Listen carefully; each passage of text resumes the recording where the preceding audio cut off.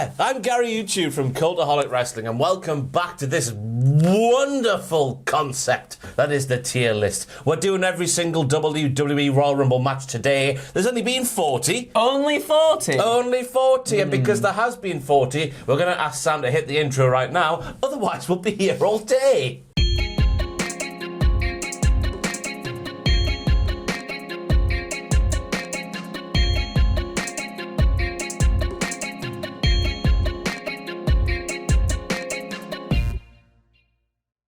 So just in case you haven't been here before, I am Gary YouTube, the person who does the Gary YouTubing here on YouTube, joined by another Gary YouTuber. Look at him. Look at him. He's the quintessential Gary YouTuber, isn't he? Yeah, the specs, hat, bald underneath. But that's not a choice, though. A lot of Gary YouTubers do that because they're cool. Yeah. I just bad genetics, unfortunately. That's unfortunate for you. Anyway, we're here to put some Rumble matches into a tier list ranging from the best to lovely, lovely, lovely, to middle of the road all right, to just about bearable, and then finally, you want to avoid that bin. And we're kicking things off, I should say, no greatest Royal Rumble here. It was a piss take, and I don't count as a proper Royal Rumble. That is the rules. Tiger sliding in, though. Right, that's one thing that happened that made people chuckle. There you go. Right? In the best. Daniel Bryan was good in it, to be fair. He was. His tits were red raw. Woo. Much like yours were back in the day last summer. Anyway, we're kicking things off chronologically all the way back in 1988, the original Royal Rumble match. And because of that, and they were sort of testing the waters with this brand new concept, there was lots of kicks, there was lots of punches, there was lots of pushes over the top rope. There wasn't the thrilling spots like you see in the modern Royal Rumble matches, but that's because, Andrew, this was the first one, and we didn't quite know what we had yet. We didn't know what we had yet, you know. There was only 20 men in this Rumble as well. A lot of the action, and I guess rightly so in a Royal Rumble, takes place along the ropes, but then for a viewer that gets a little bit boring because all they're doing is slowly trying to get one another over the top rope, and there's no real consequences in this either. There's no lead up to WrestleMania or anything as well, so Hacksaw Jim Duggan wins, and then that's it, he just wins. Yep, the main story of the match was about one-man gang who was just spaffing in everybody's eye, and everyone thought, oh my god, there's so much spaff, there's no stopping one-man gang. But who could stop one-man gang? Hacksaw Jim Duggan. Oh! He stopped one-man gang to get the win. I like the two opening entrance in this matchup, which of course was Bret Hart and Tito Santana, which of course was a bit of a harken to the future. Two very futuristic professional wrestlers there in their style, if you know what I mean. Yeah, absolutely. There was some little bits in there as well, like Sam Houston takes a massive spill to the outside off Ron Bass's shoulders. That's probably the most... That's the first time you've ever said that sentence out loud, isn't it? That is the first time I've ever said that sentence out loud. But it's like, it's the gnarliest bump in the whole entire match, and that's saying something. Yeah. I reckon this just because maybe it's rose-tinted glasses, putting them on, I reckon we go all right. I think we go all right. For the first one, yeah, I mean, they did what they could do. Yeah. Camera angles and stuff weren't there just yet, so people were getting eliminated, but people weren't picking it up. So, yeah, I think it was all right. And it's like the evolution of man, isn't it? Yeah. This is like the monkey. And now here we are... in 2022. With Andrew. Oh, thanks. In 2022. Fantastic. I reckon all right. All right. 1988 Boosh. is in there. Moving on, of course, to 1989. This introduced some more storylines to the Royal Rumble match, which, of course, way back in the day, less about the action, more about the story. I like that about old-time professional wrestling. I like that as well. And this is one thing, like, as we go a little bit further on in these earlier ones, I'll tell you who the MVP of the Royal Rumble is, Ross. It's Ted DiBiase. Why? Ted DiBiase brings so much story to it. Like, you usually put DiBiase in there with a baby face, and DiBiase just sells everything, absolutely everything, and really makes the Rumble feel exciting at the start as well. Whereas we kind of lost that in the first one, there wasn't really so much going on. Like, Ted DiBiase literally brings it every single time. He's good, isn't he, Ted? He is. That damn good. Ted DiBiase, as Cameron Grimes would say on NXT a while ago. Yeah. Anyway, the headlines from this Rumble, of course, saw Demolition kick it off. Tag team partners going at it toe-to-toe. Like that Hadn't as well. seen that before. It's a nice little touch, isn't it? Every man for themselves. That's where that really kicked off. Then we had Jake Roberts, of course, scaring Andre the Giant with his great big sneck. Not an innuendo, just a massive, massive sneck. The Warlord, of course, had his historic very short stint in the Rumble match here. In he went, out he went, and then of course we had Hogan getting rid of Macho. Macho was livid, but then Macho forgave Hogan, and that sort of foreshadowed their big matchup at the WrestleMania. And that's what you want in a Royal Rumble. Like, it's the lead up, it's the road to WrestleMania, so you want these things to build up to something. And this one definitely delivered, especially compared to 1988. Like, this one really brought everything. It was better than... I'm going to sneeze now. What? Elephant. It's gone. This one was certainly better than 1988. I agree. But does it deserve to go a tier higher? Or maybe when we get to the more modern day ones, will we push it down? Is it top of all right, or is it lovely, lovely, lovely? I think it might be. With, like, the Macho Man and, like, the Mega Powers stuff starting to form, I think that might be lovely, lovely, lovely, because everybody, that's, like, a big storyline in wrestling, isn't it? It could be towards the bottom of lovely, lovely, lovely by the time we finish, but I'll go with that. I thought it was a massive upgrade from the first ever one, which is what you want to see, but it progression from time to time. On to 1990 we go to, and Mr. Perfect was allegedly, of course, in line to win this one before that prick Terence Bollea. That doesn't work for me, brother. And of course he won there. This was the first match, of course, where we saw some more innovative eliminations instead of just, or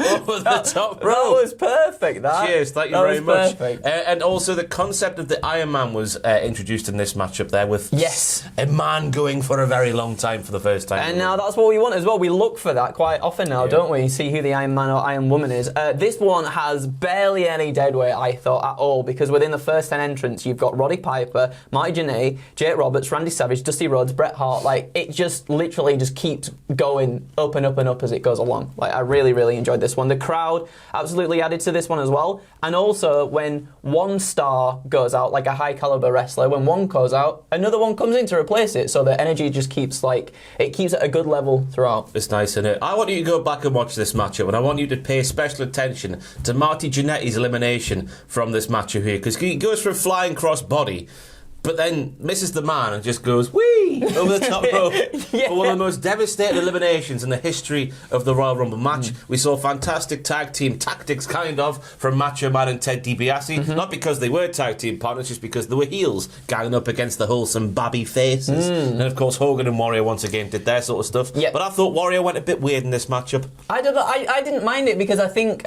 they kept both people looking strong when Hogan's in God mode. But he was benefiting Hogan when he got eliminated and started attacking the people who were fighting Hogan as well, you know what I mean? That's true. Actually, that's a good point. I didn't think about that. But I like the little thing that they had together where they couldn't get each other down, and then it was the clothesline to each other that finally they both dropped. I thought that was pretty cool. Any more highlights for you? No, it led to a few other things, like Bad News Brown and Piper eliminated one another in this match, and that led to a match at WrestleMania as well, so I thought that was good. The ending, having the champion win the Rumble, seems a bit silly, I guess, and unnecessary. But then the booking in the final 10 minutes, I said, it's just really solid, and it properly builds towards WrestleMania. So better than 89? I think it is. I think it is as well. Let's go, lovely. Don't think it's top tier, but I certainly think it's higher up there. How about weird? On to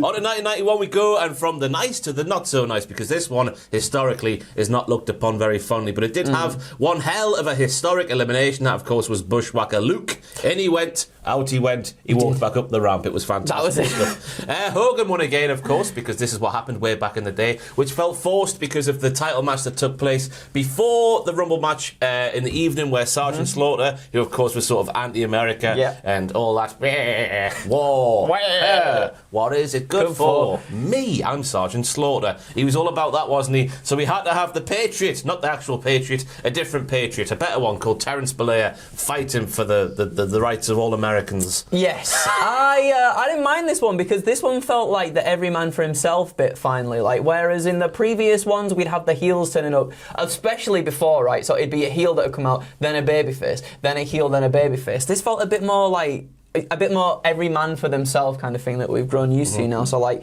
you've got Greg Valentine, who just turned face. He goes after Dino Bravo, who's a heel, and then Bret Hart as well, who's a face. So, like, there's no boundaries in this one, and I do quite like that. However, it's Undertaker's first Rumble appearance as well. He doesn't look incredible. That's later on. When we get to the later Rumbles, he starts looking like a monster. In this one, he was just there. You know what I found watching this one, the third one? What? The third proper one. They were already struggling to find innovative, well, the fourth one, I should say, fourth one. They were already struggling to find innovative ways to do eliminations. Yeah. And it was all just very samey, because all the wrestlers, to a man, were absolutely massive. Yeah. And yoked, I think people say. So you can't really do much when you're walking around like that all the time, because you're so yoked. Do you notice the referee at ringside? Was it? It wasn't Bill Alfonso, was it? No, it was worse. Who was it? Shane McMahon. No way. Over-enthusiastic Shane McMahon at the 1991 Royal Rumble. Oh my goodness. Trying to get himself over even back then. Didn't see that, is it? Yes. I thought this match was all right, though. I think it's just all right. bearable. I think it's maybe because it's a bit of a later one, maybe above 88. Oh no. No, just there. I'm all right though. Do you know what I mean? Oh, that's controversial. I know I'll it's go for it though. controversial, but See the comments disagree okay, with yeah, that. they'll get me. 92. There we go. Oh, it's there anyway. 92 was just move it up there. Can I just Get it up there in the best. It's just the best, isn't it? It's the best. And then just look at the cast of characters, completely and utterly unrivaled in the history of the Rumble. What are you doing? What am I doing? What do you mean? Lovely. Are you pissed? Oh, sorry. Are you drunk? I am. I was too busy. Dare you. I was too busy. I apologise. Thank you for you kept the video on. I saw just imagine a lot of people just getting a laptop going like. It's like the Ron Swanson thing where they see the computer and they just throw it in the bin. Flair, Heenan, what more needs to be said? Yep. Flair obviously entering number 3, Heenan on commentary, very much behind his pal Rick. Both performances were absolutely sensational. Then we had Hogan being a dick and like a petulant child. He gets eliminated and then he goes after Sid. It's so stupid that. I hated that so much. Everything about this match is amazing. Ric Flair does such a good job throughout. Like, we think about Iron Men and Iron Women, and usually the thing is they spend a lot of the time, I guess, just chilling out on the apron a little bit to keep themselves away from the match, do the big spots and whatnot. Flair put like everything into it, and you could tell as well, like he was really gassed by the end. But the ending is the thing that brings it down for me. But it still remains in the best. Because of Hogan. But Hogan being an absolute twat, pal. Petulant child. Just ridiculous, isn't it? I don't like, and the crowd still like cheer for him as well. What you want with, pal? They were idiots back then, yeah, weren't they were. That's true. That's like true. Pavlov's dogs, weren't they? See Hogan, yay! Woo!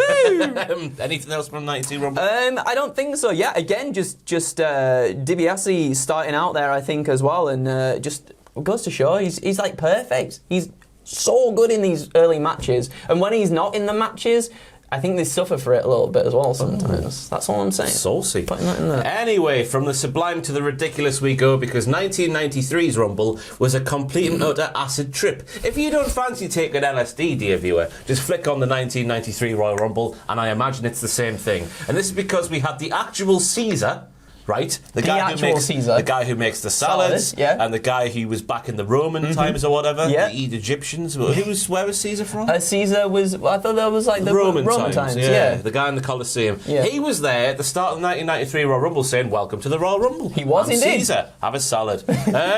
Max Moon also makes an appearance. This was the WWE debut of Giant Gonzalez, the biggest man, assaulted The Undertaker in his weird, naked, hairy bodysuit thing.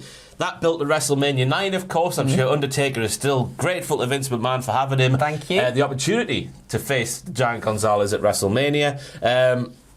Macho Man obviously went for his pinfall to try and eliminate Yokozuna, but when he was doing so, Yoko just went whoop, whoop, and then threw him over the top rope, which was both sad in terms of Macho Man, because he should know better, but also funny because he went for a pinfall in the Rumble and it bit him on the arse. It's just, as we'll come to see when we go through some of these matches as well, Randy Savage is just mental. I don't know what he's doing in these matches. I don't think he grasped the concept of the Royal Rumble very well, because we see him quite a few times he eliminates himself in some of them, then he's like, just get back in and it'll be fine. I just don't understand it. However, again, this is really good. Weird that Gonzalez eliminates Undertaker with a chop. That is all it takes is a chop, and Undertaker is out. That's all it would take when you're a giant. I guess he is a giant naked man. A giant naked A giant naked man. Ric Flair gets done dirty in this one. Gets eliminated fourth. He gets eliminated 4th. He doesn't get a good showing in this at all. I think he gets eliminated by Mr. Perfect. Yeah, Mr. Perfect comes out. He's in like the height of his babyface run in this time, and he just absolutely hoists Flair out. That's that.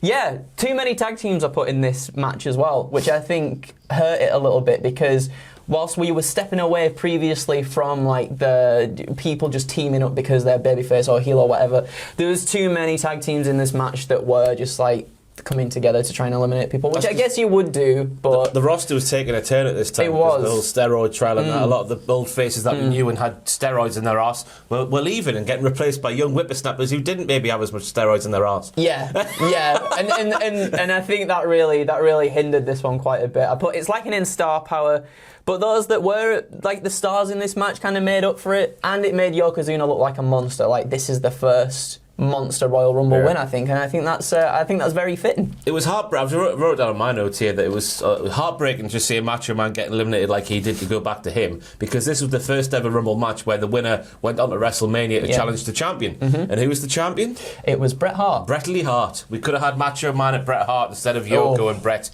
But then maybe... no, Macho wouldn't have stood for Terry Bollea getting involved after the main event of WrestleMania. No, he wouldn't, would he? Yeah. He'd be getting all mad. Saved all that bollocks there by having Macho Man do a bit better. Yeah. But this has got to go bin/bearable. I think it made Yokozuna look very good. So I say just about bearable. All right, then I'll go for bearable. Bearable. 1994, Jack Tunney shortened the gap between the entrance to 90 seconds because things were taking so bloody long. Samu famously got his head caught in the ropes like Mick Foley, but he didn't lose an ear. The Steiners literally just stood there, looked at him whilst it was happening. He gets out and he just stood on the apron, and literally, I can't remember if it's Rick or Scott, just literally goes over to him and just does that, and he's gone. Yep. They don't care about his well-being in the slightest. Right, that was frightening. That's one negative there. Yeah. On the positive side, Quang made his WWE debut. Diesel, of course, was the highlight of this Royal Rumble because he quite literally saved his job by being a massive 7-foot arse-kicking machine that Vince McMahon apparently was going to release if it wasn't, because it wasn't going very well. Then in this match, he sort of proved to Vince, hey ho, I can be your guy, and he saved his job because the crowd organically started cheering for him because he was eliminating all these fools left, right, and centre. So that's a good thing. On the bad side of the things was the finish. The finish with 2 winners, Luger and Bret Hart. So Lex Luger had to win this match. He had a contract for SummerSlam 1993, and if he lost the WWE Championship match there, he wouldn't be able to challenge for the WWE Championship ever again. So they changed the contract so he could get into the Rumble, so he had to win this match and go into WrestleMania. So they were obviously trying to build Lex Luger up as a huge star. However, you got Bret Hart, who earlier in the night, he was with in a match with Owen Hart, who just turned on him, started bashing his leg and everything. So that was up in the air. Is Bret gonna turn up at the Royal Rumble? He limped out there, though. He limped out indeed, and he put on a good showing when he was out as well. However, it was just the finish is convoluted and weird. They both eliminate each other, and then one person's music hits, they're the winner. The other person's music hits, they're the winner, and it's like, well, what's going on? Yeah. And nothing really gets done about it. I know they had to sort of do it just in case it went wrong, but the lack of a camera on that side of the ring never sat well with me. It's why wouldn't weird. there be a camera there? I don't know. Well, you know why they did it, but why wouldn't there be a camera there? I mean, you'd think there would be as well, wouldn't you? With such them wanting to end it in that way as well. Yeah. You'd think everything has to go into this to make it look believable, but it just looked But it strange. is a very hard thing to perfect. Like John Cena and Batista, when we got out in 2005, they would never be able to do that if they tried. No, like exactly. literally land at the same time. Yeah. Luger's an idiot, though, isn't he? Because he wanted the match first at WrestleMania. He did. When surely you want the weaker champion, don't you? Because he's already been through a match before. Well, yeah, you'd think that, wouldn't you? I don't know. I tell you what, people sometimes ask who's the one person you never got as a professional wrestling fan, and Luger's that guy for me. And I mean, they invested everything in him as well, didn't they? But I mean, just the crowd after a while didn't take to him. A boring slab of well-sculpted meat. Yeah, something missing. Oh, another highlight I do have to say, Diesel was fantastic in this match. He was just so good, chucking people out. He looked huge as well, and we'll see in later Rumbles too. I literally spent 2 minutes saying that, really. Did you? Sorry. Yeah. My brain. I've watched too many Royal Rumbles over the last few days, man. He saved his job. He did. Anyway, sorry. Rumble 94, don't worry about it. We're here for the long haul, Andrew. Pick yourself up. Have a line of toot and let's go. All right, I reckon. For 94, all right? Okay. Okay, I'll go for that. Bottom of all right there. 1995 we go on to now, of course, and I just need to ask you the question, Andrew. Yeah. And everyone at home as well, answer this truthfully. Have you heard of professional wrestler Stephen Dunn? No. Have you heard of professional wrestler Sion? Or Sion? No. Or Sion? Sion. Have you heard of professional wrestler Timothy Well? Who? Timothy Well. Timothy Well. Timothy Well. I'm very well, thank you. How are you?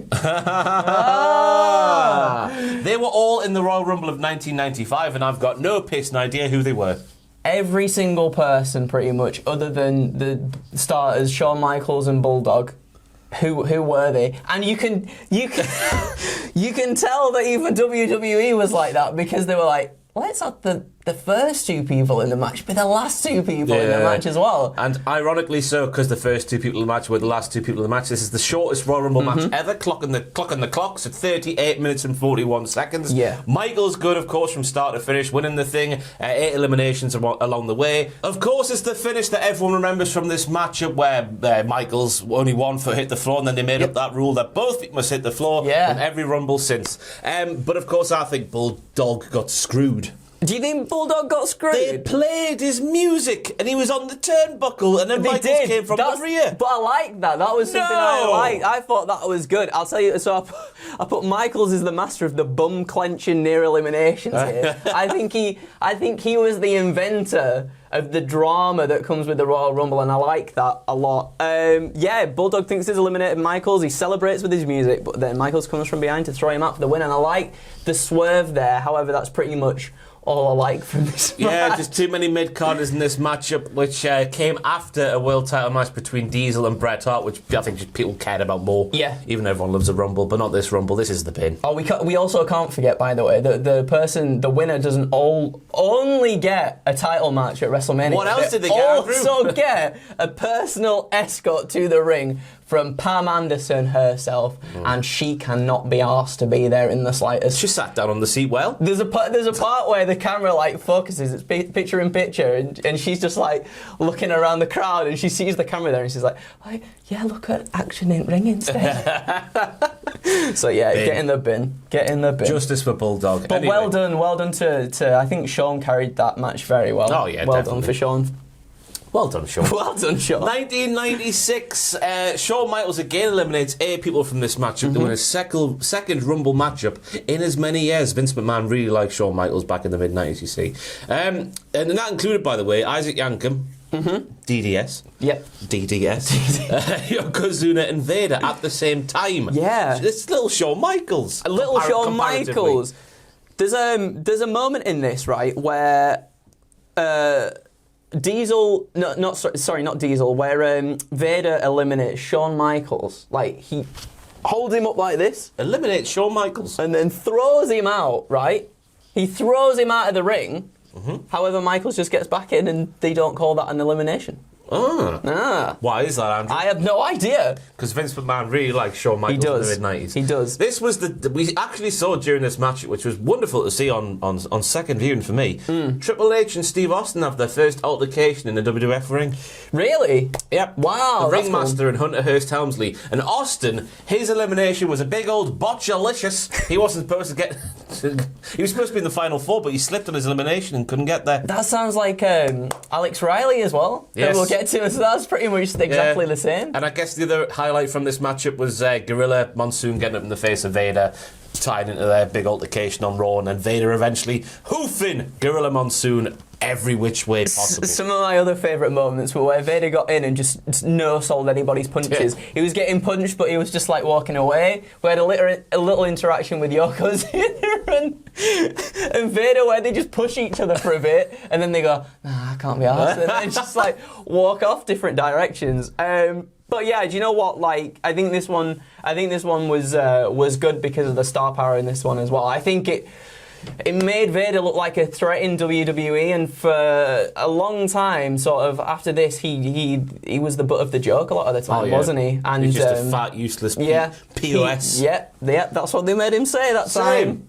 No, you're not. Give over. But yeah, I thought this was good. Really good. I enjoyed this one a lot. I reckon upper echelons of all right, me. Yeah, me too. In comparison to other Rumbles. That's where I'd put that as well. Yeah. Let's do that. 97, though, I think is going to go a bit higher than 96 because this was all about Stone Cold Steve Austin. He got in there early and just eliminated everybody. Yep. Just about. There was a couple of iconic moments when he dropped to his knees and started praying, which was harking back to the so good. The King of the Ring speech that he did about Jake the Snake Roberts. You bash your Bibles, you say your prayers, but Austin 316 says I just whipped your ass. And then, of course, his reaction to Bret Hart coming down to the ring. It's so good. Absolutely cacking himself. It was fantastic.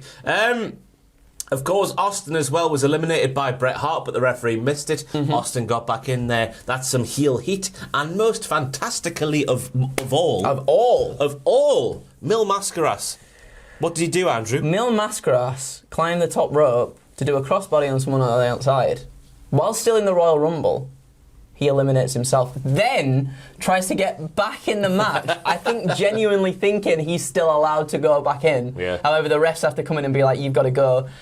From what I've heard, apparently Mil Mascaras didn't want to do the job to anybody, so he just took himself out. He is Mil Mascaras. He is Mil Mascaras. Now, there was little bits in here that I put JR almost buries AAA on commentary by calling it not popular due to the lack of pop any of the competitors get coming out.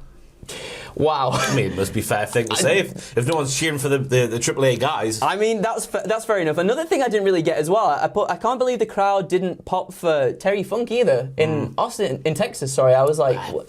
Big rivalry, innit? I guess so. Amarillo and Austin, maybe. I don't know if there is. Perhaps, I don't know. So that was weird, but I think that was like a surprise entrant because he'd come out prior on Saturday night, Shotgun Saturday night. That was it, and he had a match with Steve Austin there, which was really cool. But yeah, I thought this was really good. I mean, this is solidifying Stone Cold as one of the greats here, and everything he does, all his mannerisms, they're so funny. But he's something fresh, I think, in WWE at the time, where he's just like he's a badass heel. I don't really care. Yeah, I know we had Diesel literally being called Big Daddy Cool, but like Austin was like, oh yeah, yeah, he was. You know what I mean? I do know what you mean, and the absolute, the poo-housery at the end with Austin had already been eliminated, Bret was eliminating, I can't remember who was eliminating in the end there, but anyway, Austin comes back in and then tosses Bret out after Bret thinks he's won, and I thought it was a better rehash of what happened between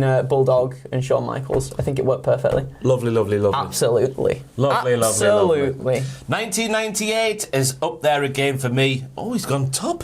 Oh. Are you blind? I'm bad, me, aren't I, with these? Sorry, there we go. Sorry, everybody. 1998 is up there as well for me, but it was a more comedic Rumble. Obviously had some fantastic iconic moments. The three faces of Foley getting in there, the first showdown between Austin and Rock.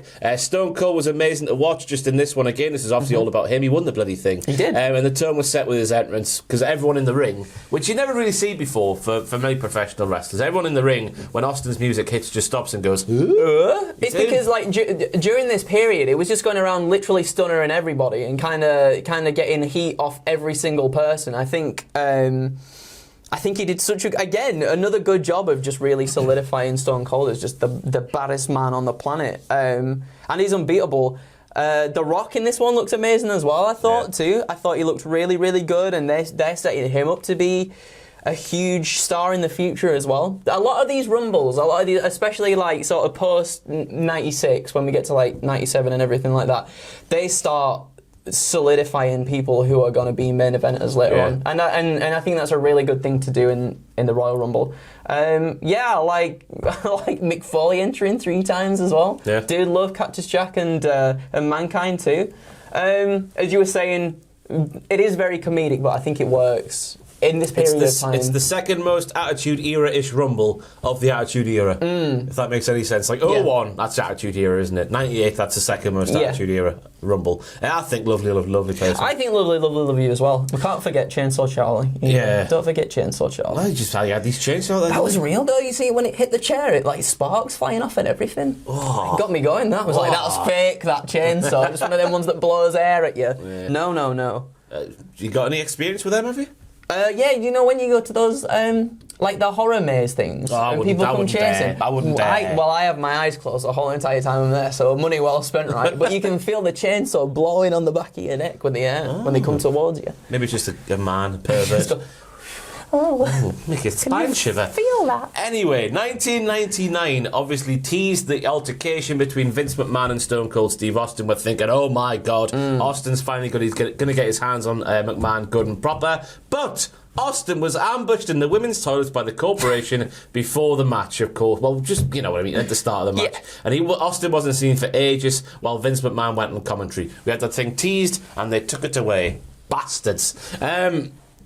Mabel abducted by the ministry, which allowed Austin to come back in. That was so when they were just like, oh, how are you doing? That was just the Undertaker on the walk where they're, all right, Mabel, do you want to come and why would you pick Mabel? He's a big boy, isn't he? He's a big boy. He's probably the biggest boy in WWE. With all due respect, though, you know, rest in peace and all that, Nelson. Yeah, he was terrible. Yeah, but I mean, sometimes you just need a wall so no one can get around you. You know what I'm saying? That's maybe what it is. And then, of course, McMahon wins the match thanks to a distraction by The Rock, and The Rock gets the $100,000 bounty, which was on Stone Cold Steve Austin's head, the corporate champion, all that sort of stuff. Then we're off to WrestleMania for Rock versus Austin. One. I think I'd been. I said Kane eliminates himself in this one as well, doesn't he? Yeah, because the mental asylum workers are coming out with the jackets and everything, trying to get him in them. And he was doing really well up until that point as well. He was cleaning his house and then just decides, I'll just step over the top rope and then off I go into the crowd. It's like he doesn't know any other way to get out the ring and step over the top rope. Yeah. I said this one was okay. It's the last 10 to 15 minutes that really make this one. There were parts in it, however, that made no sense.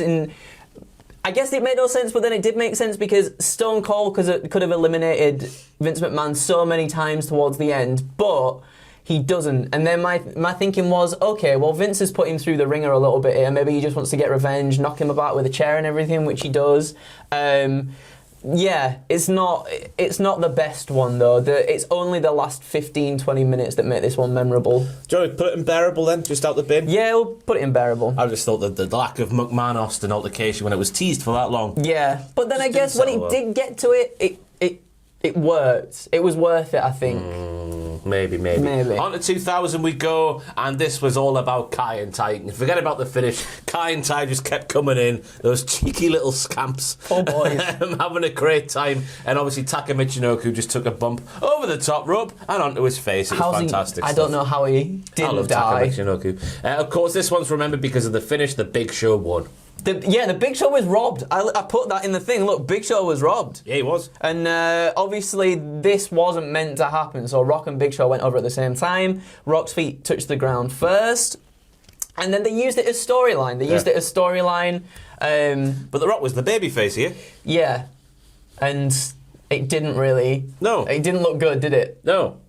It looked bad. I forgot to say a line that I wrote down here. After Taka was thrown over the top rope by Bossman and landed on his face, Jerry Lawler says, "Are there any Chinese hospitals?" This one can get in the bin then, eh? We'll put this one in the bin. Do you reckon in the bin? No, I think...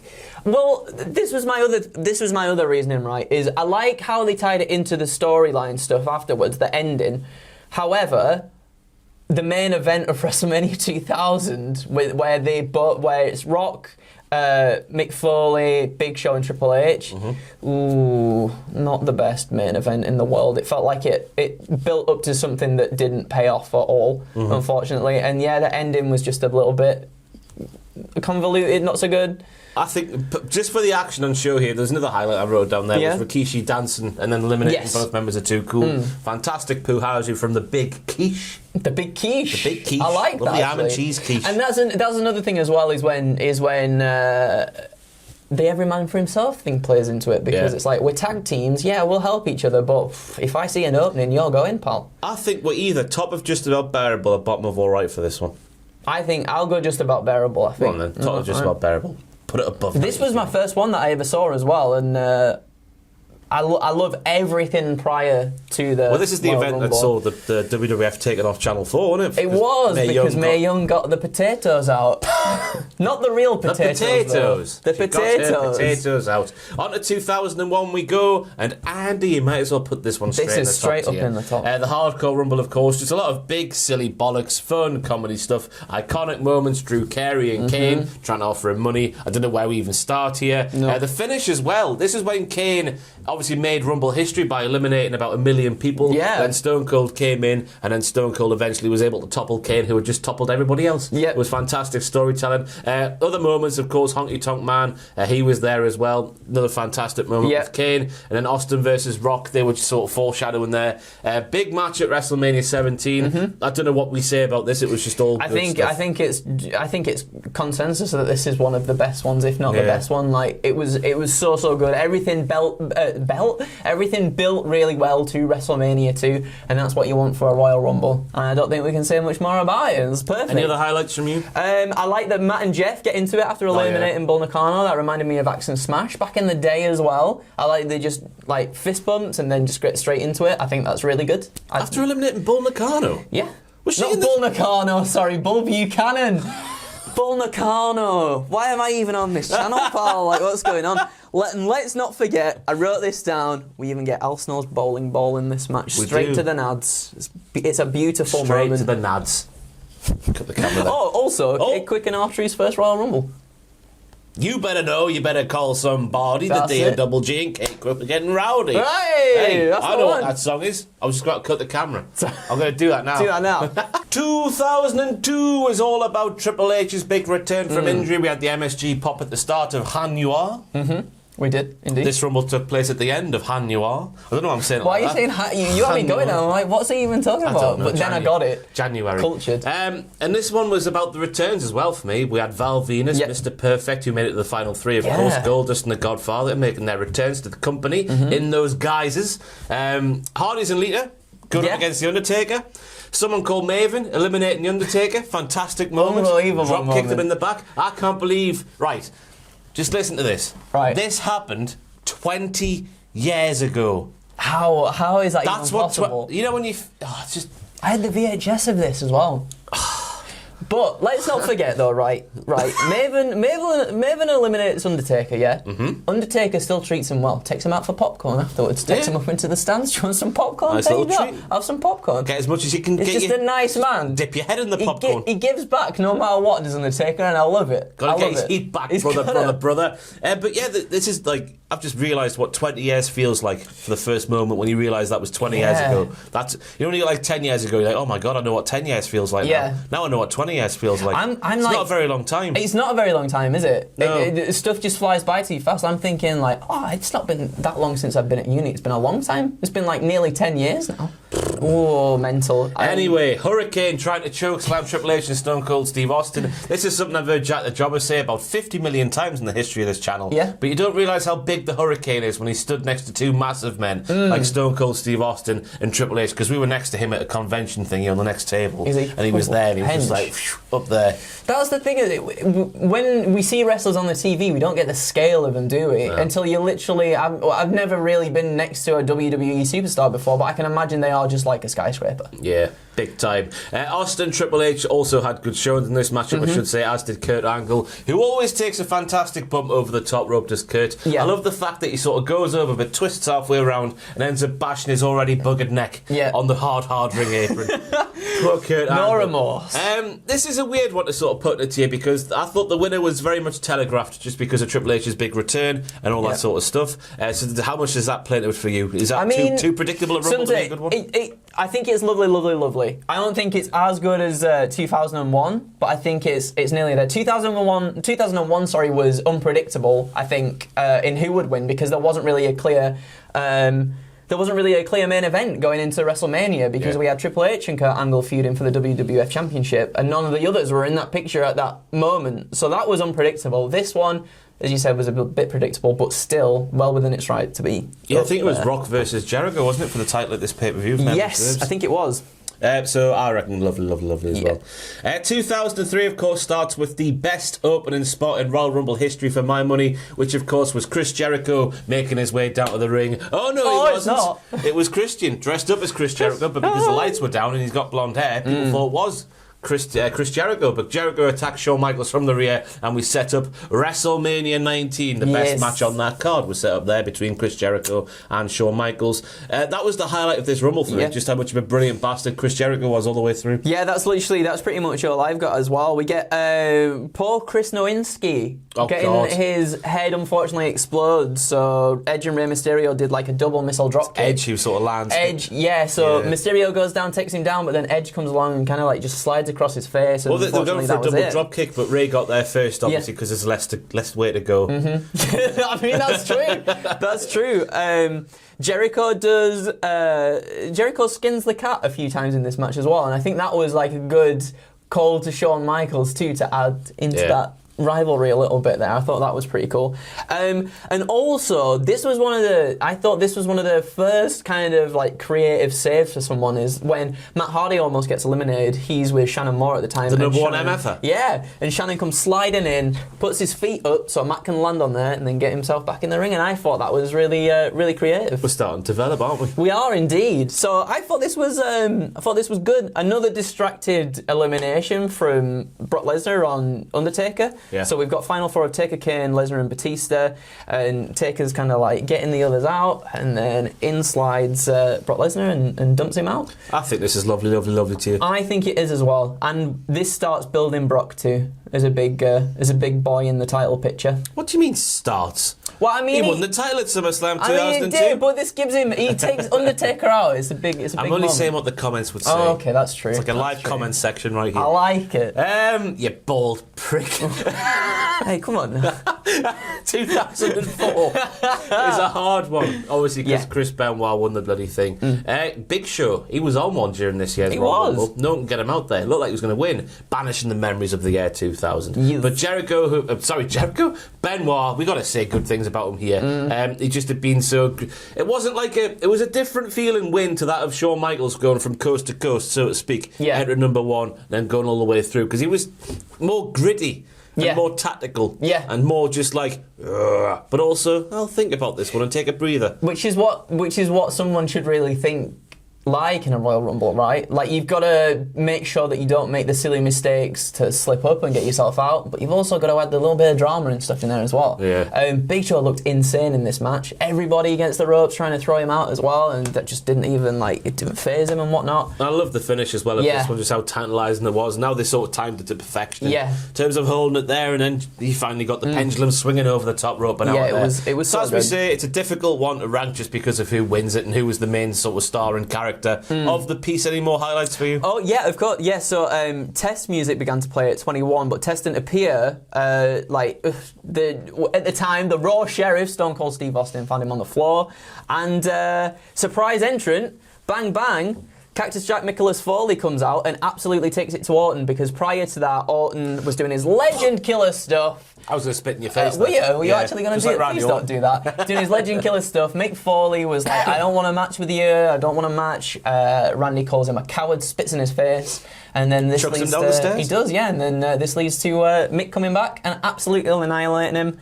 And leads to some very good stuff down the line between them two. I reckon lovely, lovely, lovely again. Me too. It's getting a bit repetitive, but I do believe that's the case. It is, but I think it builds to a lot of cool things that happened in that period of WWE. Yeah, big time. 2005, which of course is memorable for one big thing happening, and that was the finish. The two men, John Cena and Batista, somehow going over the top rope at the same time and somehow landing on the floor at exactly the same time. That, of course, brought Vince McMahon out. He was fuming. It wasn't supposed to happen. His music wasn't playing or anything. This was just completely off the cuff. He goes to slide in the ring. The quad rolls up the leg. He sits there like a child on the floor going, "You're a naughty boy. This is what we're going to do." Then he gets more angry on his way to the back, and he's putting too much weight on the not injured leg, of course, because one quad's now in his hip, and he ends up pulling the other quad off the board. And then he just sits there telling them all off. And the terrible thing was they had a trip to Japan.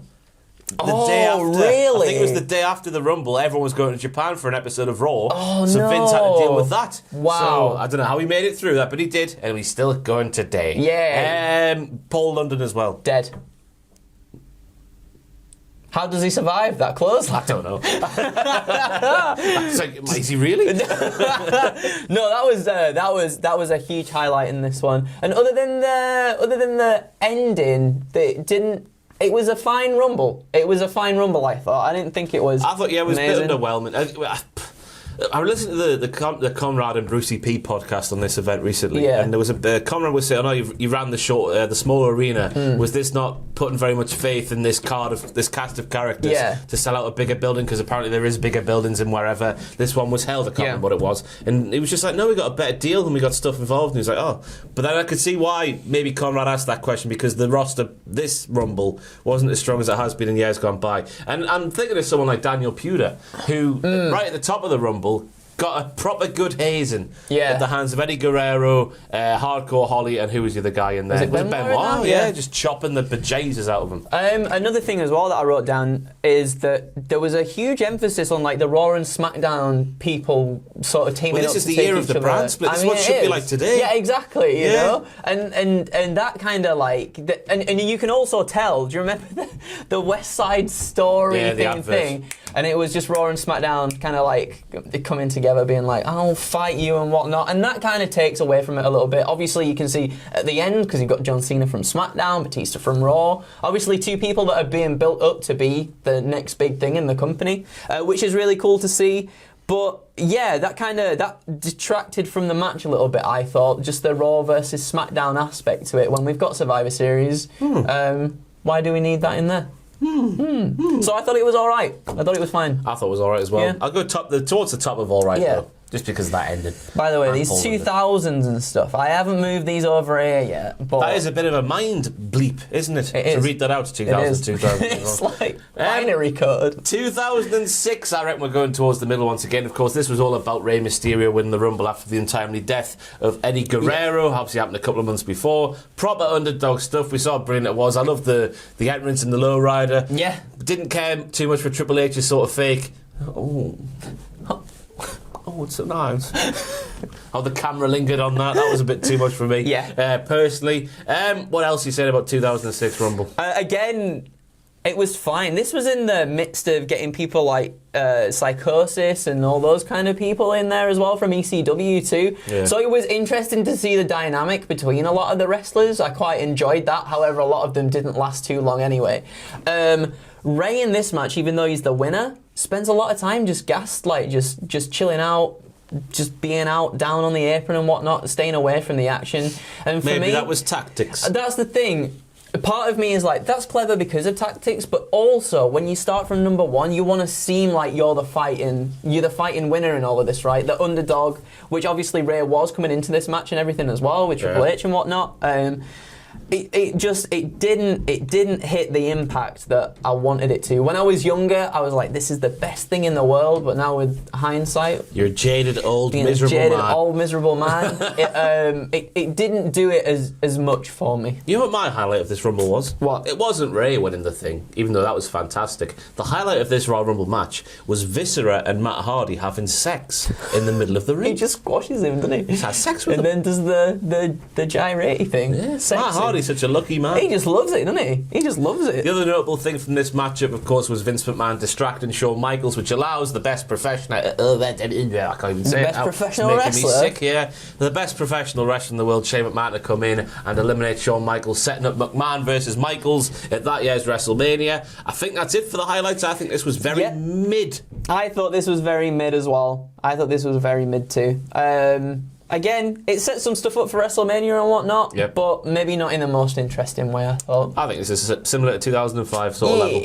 You thinking all right then? Yeah, getting it all right, I reckon. Get it in there. Watch out. 2007, I reckon we're going towards the top of the tier for this one, just because the final stretch between Shawn Michaels and The Undertaker, absolutely iconic, thrilling, tantalising, everything you want from a Royal Rumble finish. This was a weird Rumble because of the ECW flavour. Yes, yeah, a lot more ECW flavour than the previous years as well, but I like this a lot. Like, Punk has a good showing in this too. Punk looks really good. It's weird to see so many future champions in this match. You know it was who a else big had a good thing. showing? Go on. The Great Khali. Whoa! Right, it looked like the Great Khali. If you're watching this back in 2007, you thought the Great Khali was going to win the Rumble, right? He was taking out everybody, much like the Big Show did in years gone by, Diesel did in years gone by. Great Khali was in this role. No one was going to stop him, but thank God for The Undertaker. He did us all a favour by getting rid of the Great Khali from the 2007 Royal Rumble. Sabu was maybe the most ECW-ish thing in this entire match because he went through a table while being eliminated by Kane. That was a fantastic Rumble moment. Any more Rumble? For some reason, I put Sandman opens a beer and gets it in a lady's hair during the entrance. What a menace. He comes in, starts battering everybody for about 2 seconds with a kendo stick, then gets himself tossed out as well. I put this is pretty much like the precursor, I think, to the Undertaker Shawn Michaels matches that we'll get at WrestleMania later on. The moment where they're both down, like, just tired out, and then Taker sits up, and then Michaels does the kip up. Unbelievable. It's one of the best final two in Royal Rumble history, I think. Yeah, nice symmetry with the year later, which we'll have to get onto next. But they start the 2008 Rumble after finishing the 07 one. Yes, nice how it's. Remember when things were sequential? We get that a little bit now these days, though. A lot of the people at the end of the Rumbles the following year, they'll be like the start, but then they don't really like nail that on the head when it comes to it, which is a shame. But upper though, gotta be. I said amazing for this one. I thought it was so tier good. in it, top tier Rumble. Sound effects as well. 2008, as we said, Undertaker and Michael started off in a fantastic way, but this match is all about John Cena's return. Yes. He was meant to be out for several more years injured, but no, he came back and there he is, fit as a fiddle. Yes. He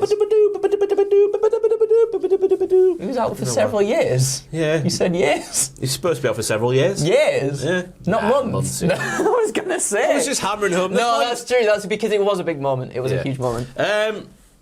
What we're saying here, this was in MSG, of course, so the rampway makes this Rumble better than most already, because I like the little Rumble, all the little MSG runway. It's like rampway, entrance way, like street. Like Survivor Series 2002 and stuff, where you see the entrance is like there on the hard cam, isn't it? It's the MSG one. Yeah, I like that a lot. Yeah, it's fantastic, isn't it? Beautiful. Piper, Snooker, came back in. Not Snooker, Snooker. Snooker. I should say it properly, shouldn't it? Yes. Jimmy Snooperfly Snooker. Snooperfly Snooker. Jimmy Superfly Snooker.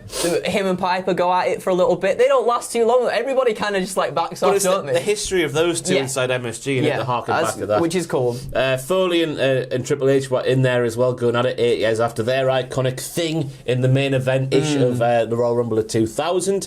But it's all about Cena, isn't it? It's all about Cena, and the pop as well when he comes out is incredible too. It was one of those surprise ones, like who's gonna be the final entrant, and then obviously with the news that he was supposed to be out for a lot longer than he was, for him to come out for years, I thought it was really, really good and unexpected. Even though at that point you kind of expect Cena to be in the top thing, you didn't expect it here, and I think the crowd just absolutely blew a gasket, didn't they, when he came out? It's one of the top 2 tiers. I agree.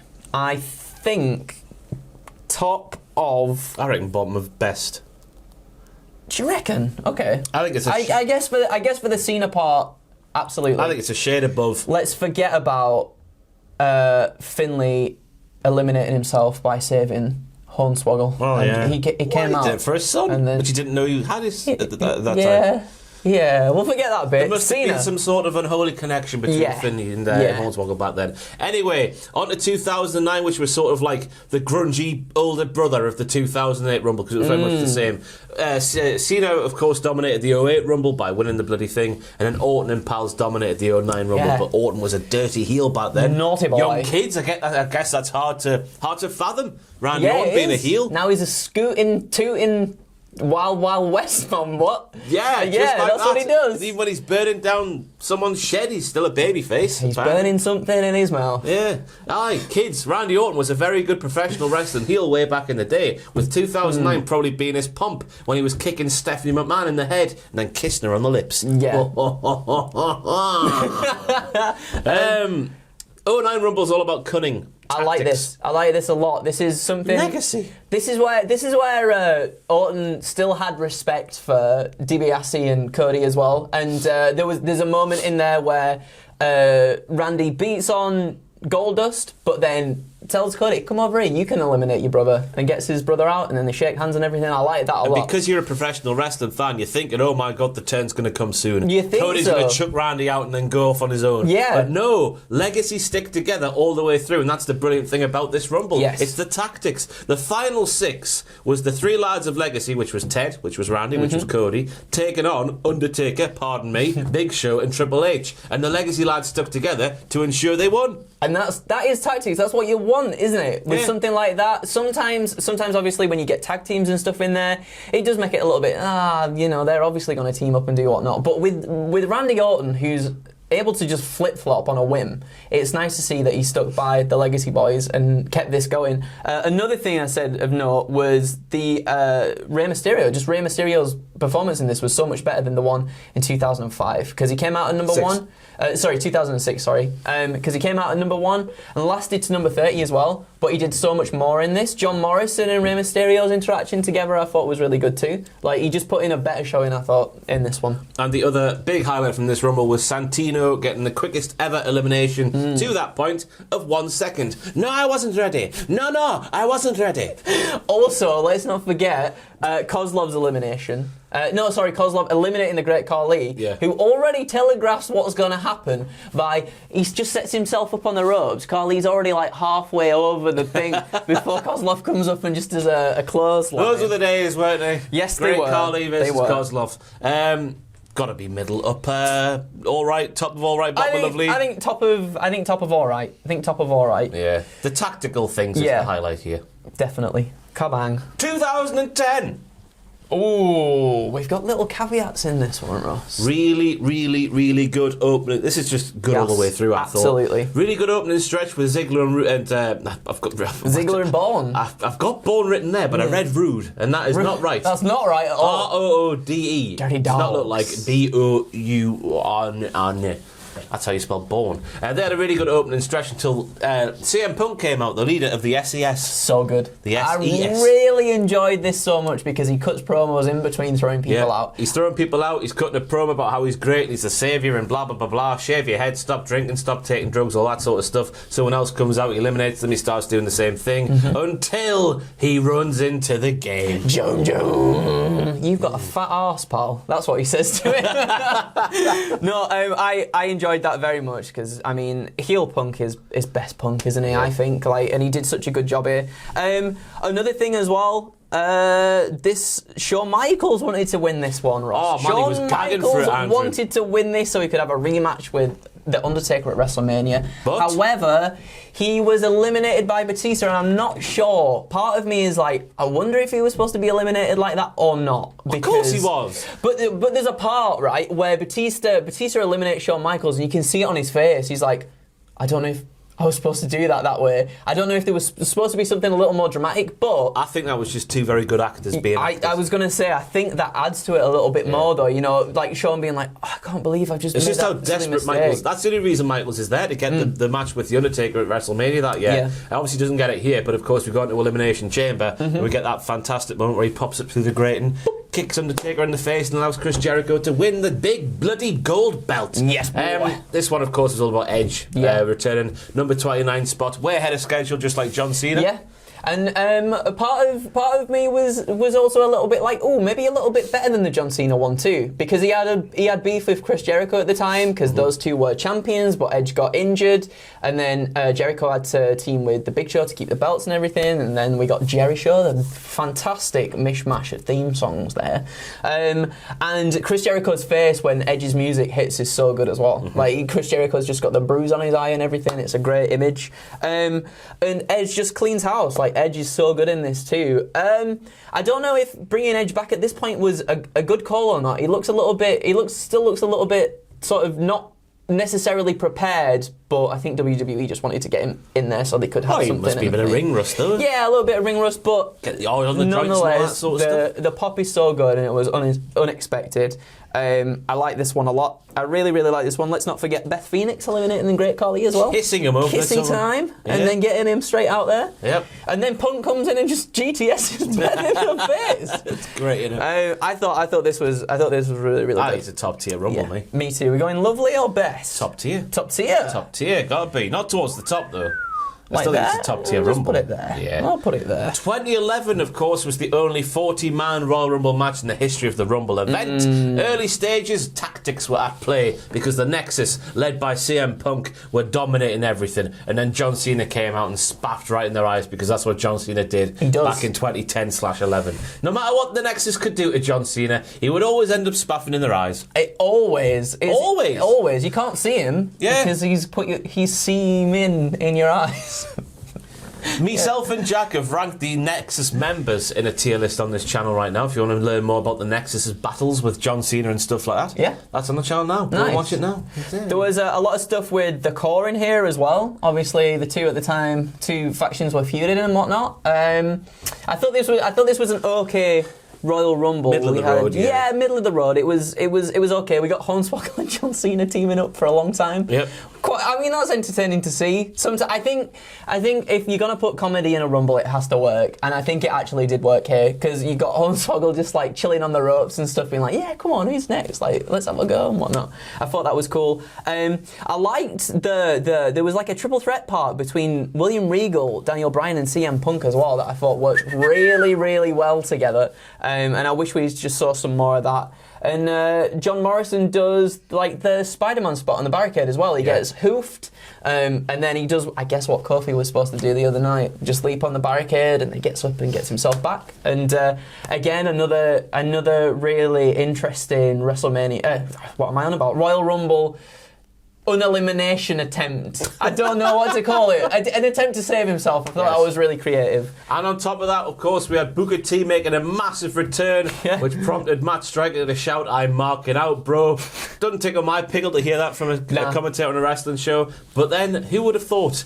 6 years later, when Matt Striker was in the old offices of a certain company, I would shoot a thing with him, and I was like, "Matt, would you mind if I walk past you down the corridor and you go, 'I'm marking out, bro'?" And he's like, yeah, of course I can. He did it. What a nice guy. I don't know if we can show that video because I'm obviously dressed as something that's trademarked by somebody else. Yes. So that might get us into issues, but he was a lovely fella, Matt Striker, but I didn't care for that call. Yeah. And of course, the ending of the match was absolutely fantastic because we all believed for a little tiny second there that Santino Marella was going to win the Rumble. Get Bertie bollocks out there. Yep, and it didn't. It didn't happen, unfortunately, did it? But I reckon all right tier. Yeah, I think this was okay. I think there was some botches and stuff in there. Like we were saying earlier, Alex Riley was supposed to last and set up the match between him and John Cena at WrestleMania. The Miz and John Cena, at WrestleMania. He slipped out, and then they had to redo it at the end, which was a bit weird. I kind of marred the ending a little bit.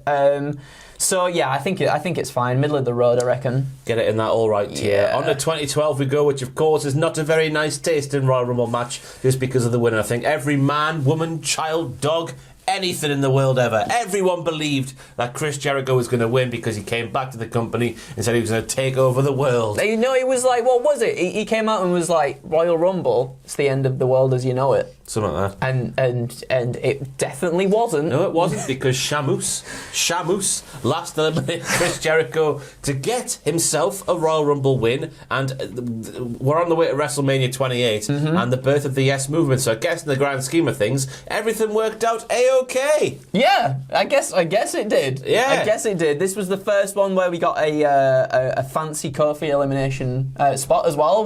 Which was that, Andrew? This one was, I don't think I wrote it down. I just I've put not got it written down one. either. I don't have it written down, but it's the first one. Believe me, trust. Wait, this one wasn't the one with the chair, was it? That wasn't the first one. I think that might have been the second one. Yeah, it might be the 2013 one. That one. But yeah. It's one of them. Detail. Let's not linger on that one. We get might be the stairs one or the handstand one. Yes, I think it might have been the handstand one. Yeah. And then his feet just He's done land so backwards. many over the years. We get a nice little fight between Mr. Sokol and Cobra as well. They come together and they're just literally just doing that to one another. I thought it was okay. I thought this one was all right. I do like that. I think the ending was the best part about the whole Rumble, because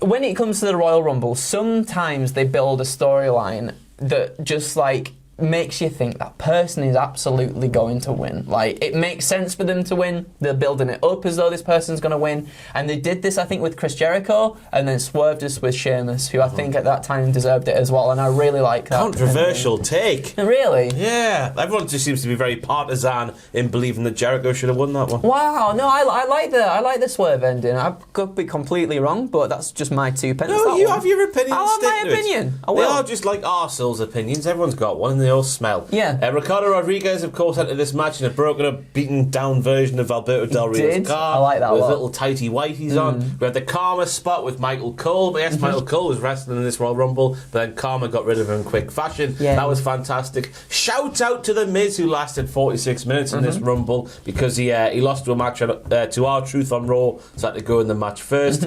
Foley, Doug and Road Dogg, they made their big returns to the Rumble, all got big pops, and this was the Rumble where all 3 commentators entered as well. I said Cole, Booker T and King Lawler. Yeah, I thought this was, as I said, I thought it was all right. I don't think I added. Yeah, I think so too. I reckon if we were going to put the middle tier in some sort of ranking, I reckon it'd be towards the top. I think there's a lot of enjoyable moments in this, apart from the finish. Just put it here, where there. Well, yeah, we don't bother with the lower tiers, but we'll find out at the end which is the top of the best tier, because that's what we do here. One more thing to note as well is that it was Jey Uso's first time in the Royal Rumble as well, on his own. Bloody hell! There you go. Now think about where he's at. In WWE still. He's at the table. He is at the table, yeah. Down the side of the table. Down the side of the table. Sneeze again. Elephant. It's gone. He's got it. 2013 we're going on to now. Really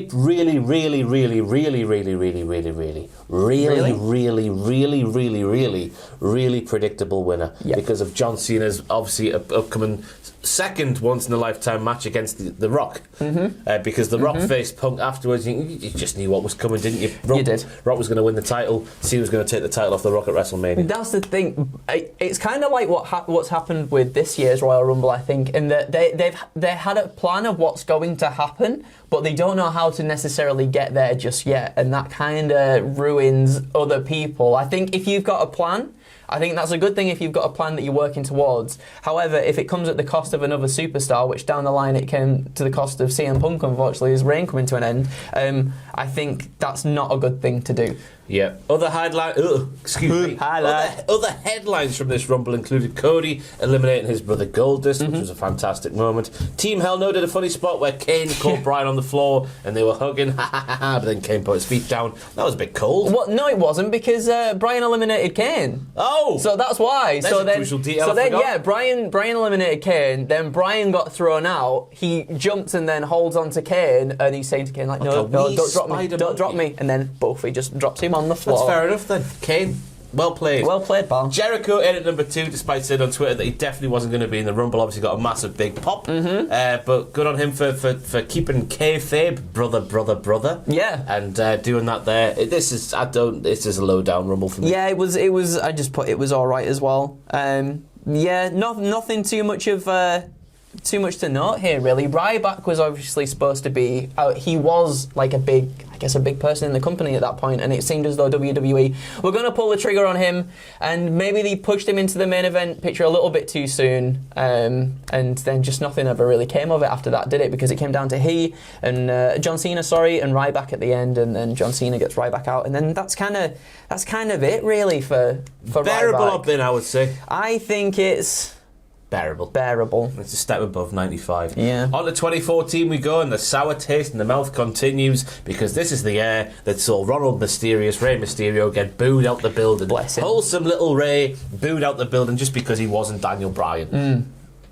But that's the main headline. I mean, that is the big thing. Batista wins this one, and nobody wants Batista to win this one, do they? That's the takeaway from this. Daniel Bryan should have won this one. I tell you what, in the grand scheme of things, it worked out well once again. But this is very much in the time where Vince McMahon wanted the WrestleMania main event, WrestleMania 30, of course, to be Orton versus Batista in a singles match for the title.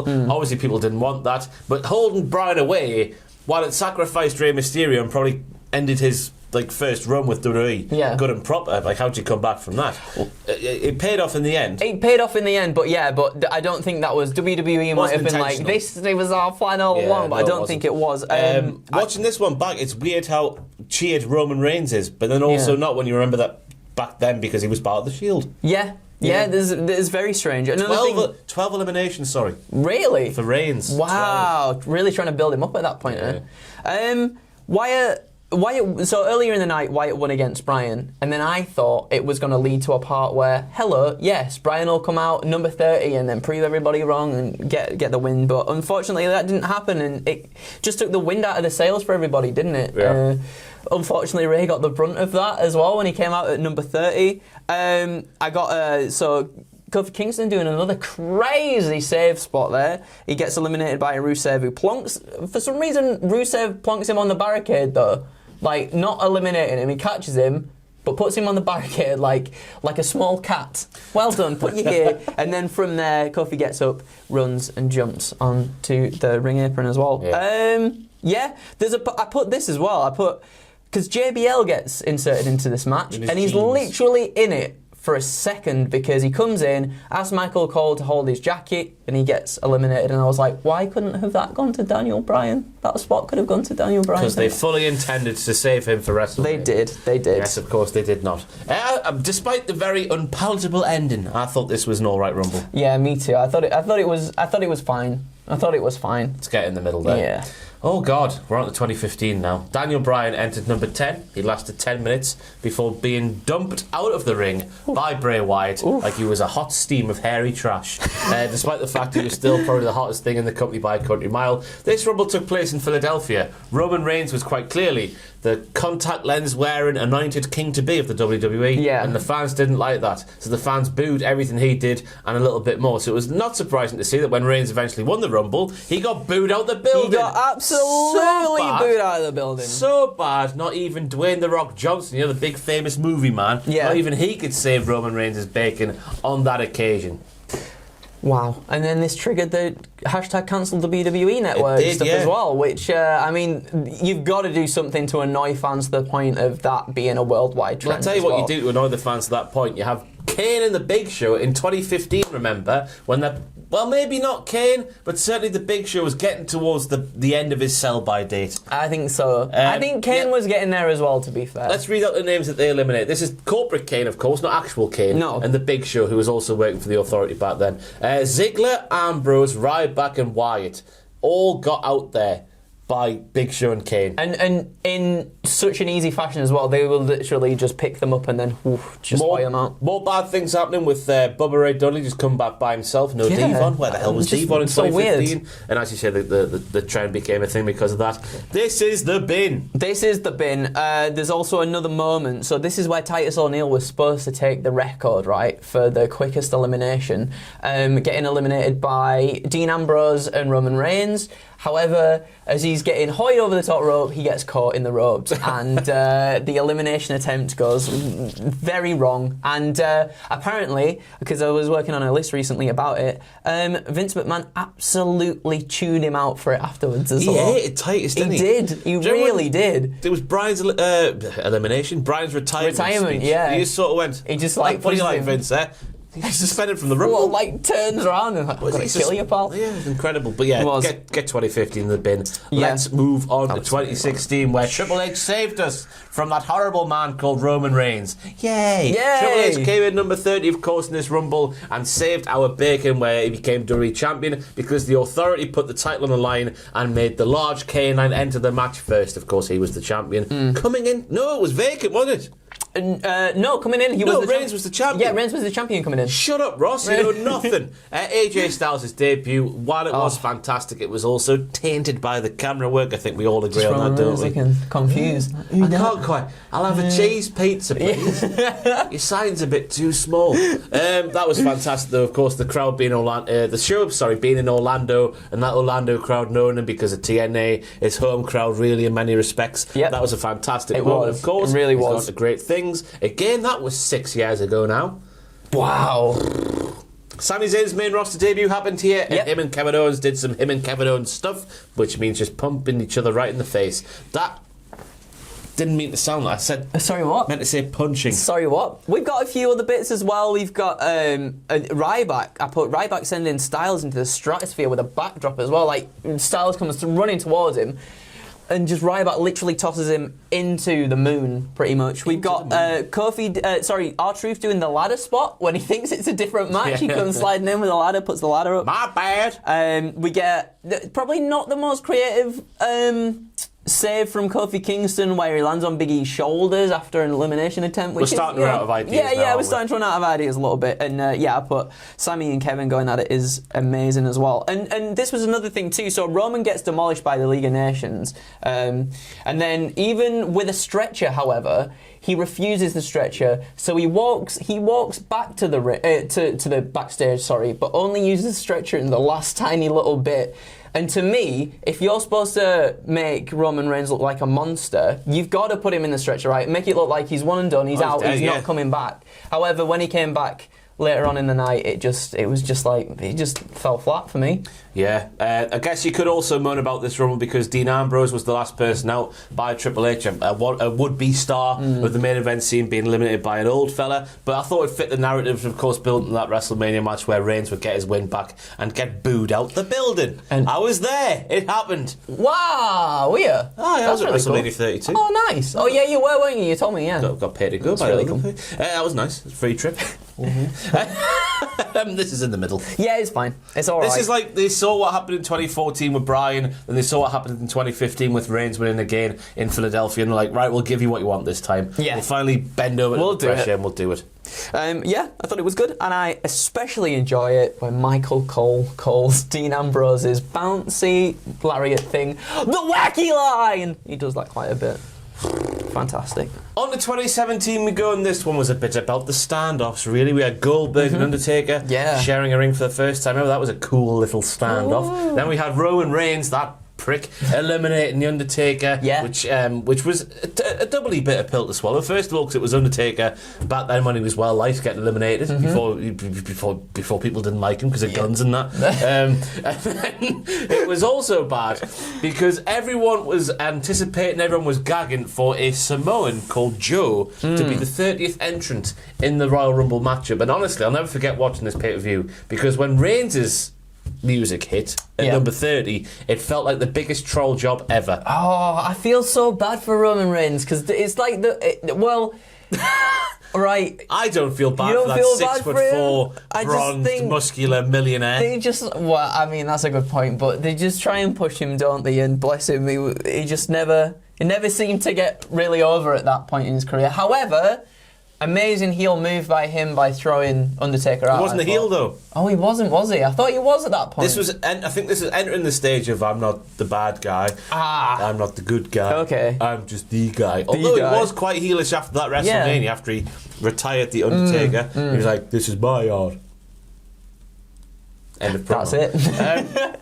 This match is also known because of the carts, which was my personal highlight. Yes. The little carts that took the superstars down the ring. Didn't see him as part of the show, but you did see him on like social media. Yeah. Big E got himself a cart, which tells me that Vince McMahon back then thought he was a fat bastard because it was just the big meaty lads getting the carts back then. I like the start of Enzo and Cass being on the mic, and that was very Attitude Era to what they used to do back in the day. That was good as well. Ty Dillinger being number 10. Who'd thunk it? Who would have thunk it? Perfect 10 at number 10. Anything else there from the 2017 Rumble match? Strowman just absolutely decimating James Ellsworth with a choke slam. Straight to the outside. 7 eliminations he got. Wow, 7? There's other stuff. So Sammy was eliminated by Strowman in 2016, and Sammy gets one over on Strowman this year as well, which was really cool. I like stuff like that where it all comes back on itself. I always enjoy that. Like you were saying, Brock and Goldberg getting together as well in the ring. That was cool to see because they had a fantastic match as well, didn't they, at Survivor Series? And then having it carry over here was really good too. I like the Roman Undertaker stuff. Fantastic match. It lasted like 12 seconds. It did last 12 seconds. But that's what we wanted to see though, right? Like we wanted to see him get absolutely decimated, and that happened. No, I remember being furious about that when it happened live. Really? I remember someone very senior back at the old place was like, no, that's what they wanted. They want to make a few headlines. We'll get the match they should have had at WrestleMania. So I was like, no, Survivor Series 2016 should have blown WrestleMania 20 out the water and banished all memory of that event. Yeah. He's like, no, they've made headlines there. It's a good job. Okay. And I was like, no. No, I want big action, big men slapping all kinds of meat. What I will say about this one is Orton winning, I thought was quite refreshing. Something that he saved us again. He did from Roman. He saved us from Roman.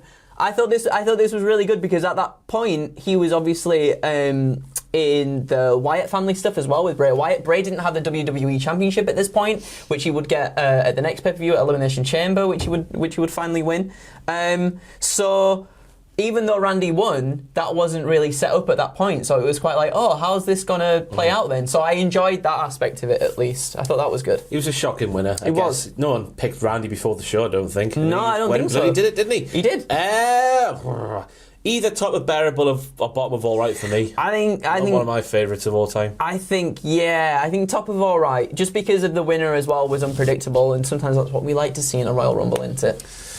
Oh, fine. Well, we can go. Where do you want to go? Bottom of all right. I was going to say bottom of all right. You said top of all right. Oh, did I say top? I meant bottom. Yeah. I'm an idiot.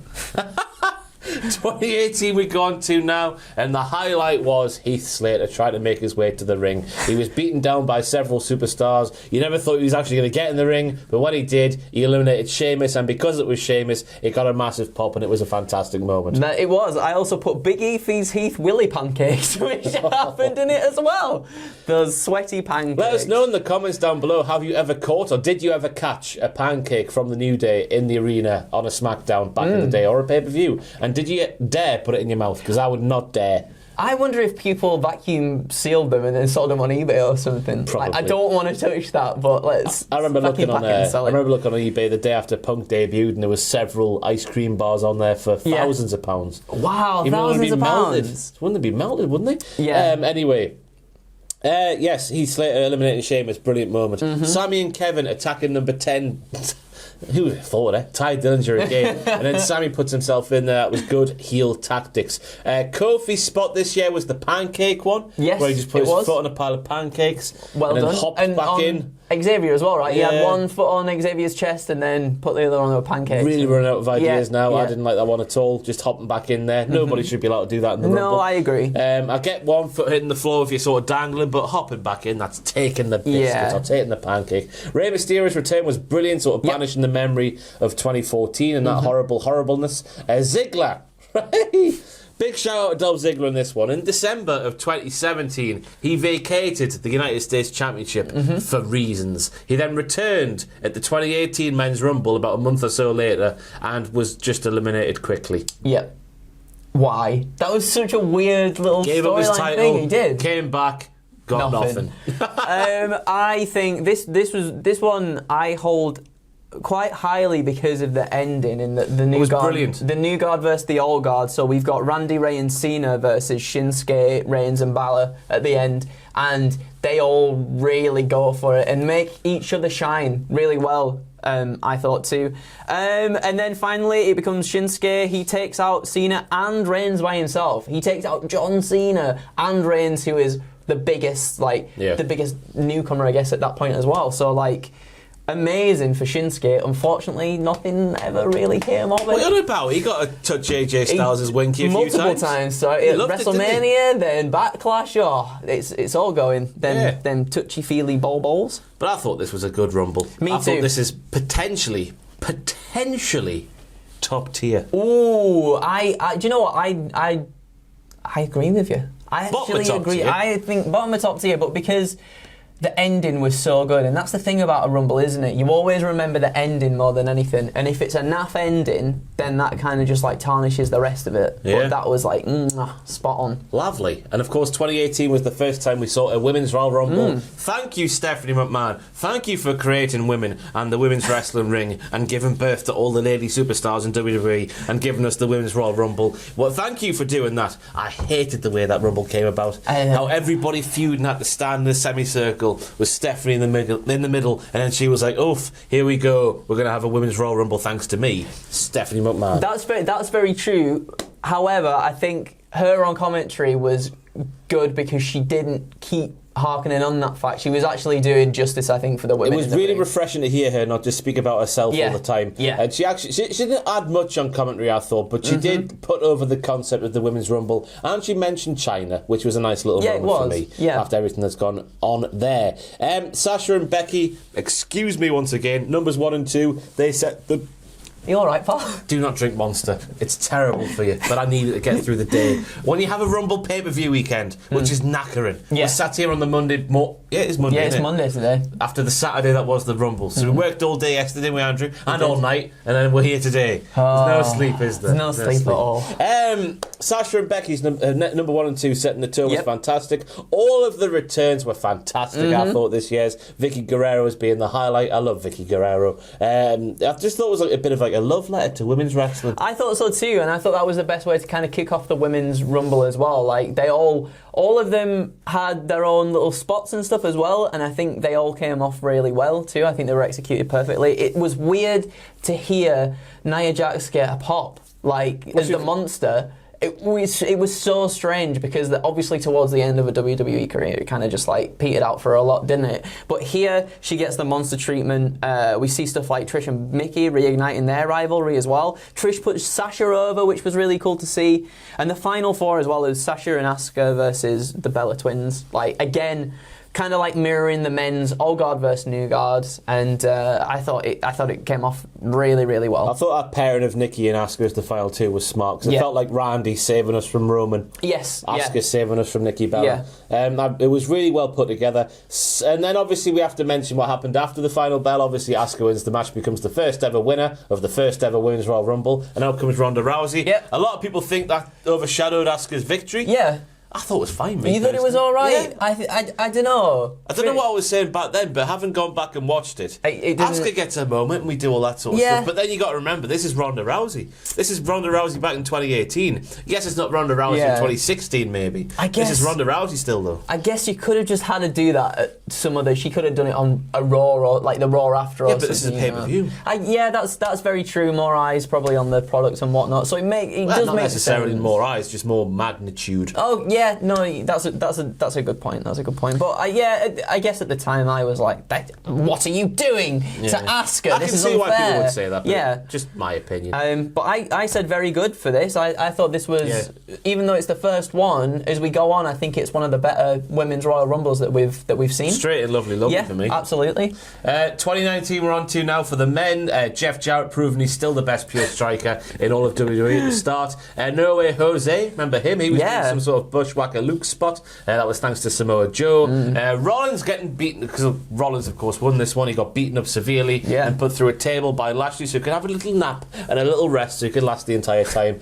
Cool moment, I've written down here, because it was a cool moment. Just not very fitting me saying the word cool, is it? It's a cool moment. It's cool, I was proper good like... R-Truth is coming down as number 30th entrant in the men's Royal Rumble and is beaten down by a huge man called Nia Jax. Yeah, who's actually a lady. And she gets herself in the ring and we see some fantastic intergender wrestling. I've nailed my flag to the mast on that side of the intergender wrestling debate. As long as it's happening on a wrestling show, inside a wrestling ring, and the moves are choreographed, it's not a smack to the face. Exactly. Which no ordinary people could do. Yeah. It's fine, innit? I think this got proven, didn't it? It did. The crowd went wild when Rey Mysterio did a 619 to Nia Jax and Randy Orton did an RKO. It was good because they sort of like, oh, can we do this? Can we not do this? Then they went for it, and it was fantastic. I thought this was another good Rumble. I thought this was really good. I think kind of like going on maybe until we get to into this year's Royal Rumble. I think there were like very high caliber shows and very high caliber matches for the men's Rumbles. You see, there's loads of stuff in here as well, like Aleister Black eliminating Dean Ambrose. He then would obviously go on to become Jon Moxley not that long after this. Ali getting the better of Samoa Joe. Johnny Gargano just having a really good showing as well. Like, there's so much stuff in this and so many promising stars at that moment in WWE that you were like, they are gonna go on to do amazing things. And then unfortunately that's not the case for a lot of these people, but you can see the stock they have in a lot of these superstars too. But unfortunately, they were just kind of taken away too soon. So what do you reckon, top tier or next one down? I think it's I think it was better than 2018. Do you? I Get do. in the top tier, I then. think so. I think just because you've got like the high caliber of the NXT stars in there at the moment, because they're having the height of their success at the moment in the NXT takeover stuff, like Andrade and Aleister Black and everybody, and I thought that was so good. And I tell you what, the right man won. It's weird to think of it now, but Rollins was really, really popular as a babyface after having such a strong 2018, where he just went out there and wrestled lots and just wrestled some more. And then 2019 happened, and it looked like he was going to become the guy. And he gets the title and starts doing his interviews and makes himself sound like a right idiot. Yes, he does. By putting his foot in it lots, and everyone turned heel on him because he turned heel on us, the fans. And now he's just turned it back around. 2019 Women's Rumble, it's got to be pretty high up again. You ironed out the kinks of the year prior as we're moving up the gears in the push of demand. Becky Lynch giving her the Daniel Bryan treatment of 2013-2014. Naomi now is taking over from Kofi Kingston, doing the very impressive spots where she... Wait, it was the Kofi slash Morrison... Yeah, Kofi slash Morrison spot where she lands on the barricade, walks along it to save herself. She makes herself a bridge to go back in the ring. Ruby brings an already eliminated Sarah Logan and Liv Morgan back to help her, which I thought was clever, as the monster bites me in the arse again. Excuse me. Casey Catanzaro makes her main roster debut in this matchup. She does a crazy thing as well. She does one of those elimination attempt things. Yep, the pole, which is cool. Hornswoggle chase Zelina around the arena. Oh my god. That sort of stuff should get left back in 2004, whatever. That was weird and pointless and stupid. Becky Lynch... No, it was. I don't know if it divided opinion back then, but I guess it is now. What do you think of the final spot with Becky Lynch and Lana? So Lana's been injured, her ankle's injured, and she's slowly coming to the ring, and she gets attacked. She gets attacked as who is it that's coming back? Sorry, Nia, isn't it? Nia, yes, it is. Jax comes back. She's just been eliminated. She comes back. She attacks her, and Becky comes out and takes a place. She's asking the officials, "Can I get in there? Can I get in there?" But one official in particular. One official in particular. Who was Irish. Mr. Finlay. Mr. Finlay. The boy himself.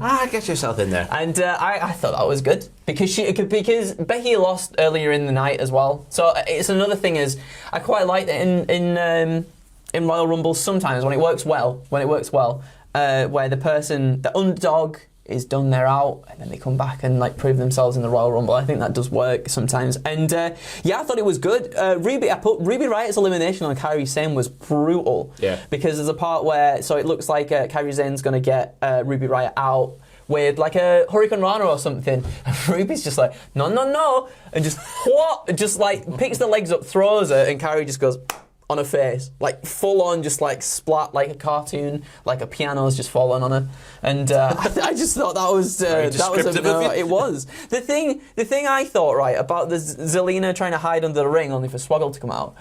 I think that spot would have been so much better if Swoggle didn't come out and Zelina's just hiding under the ring. Then in the final 3 she comes out, final 2, whatever, she gets out and then tries to steal a win. That would have made more sense for Zelina's character, right?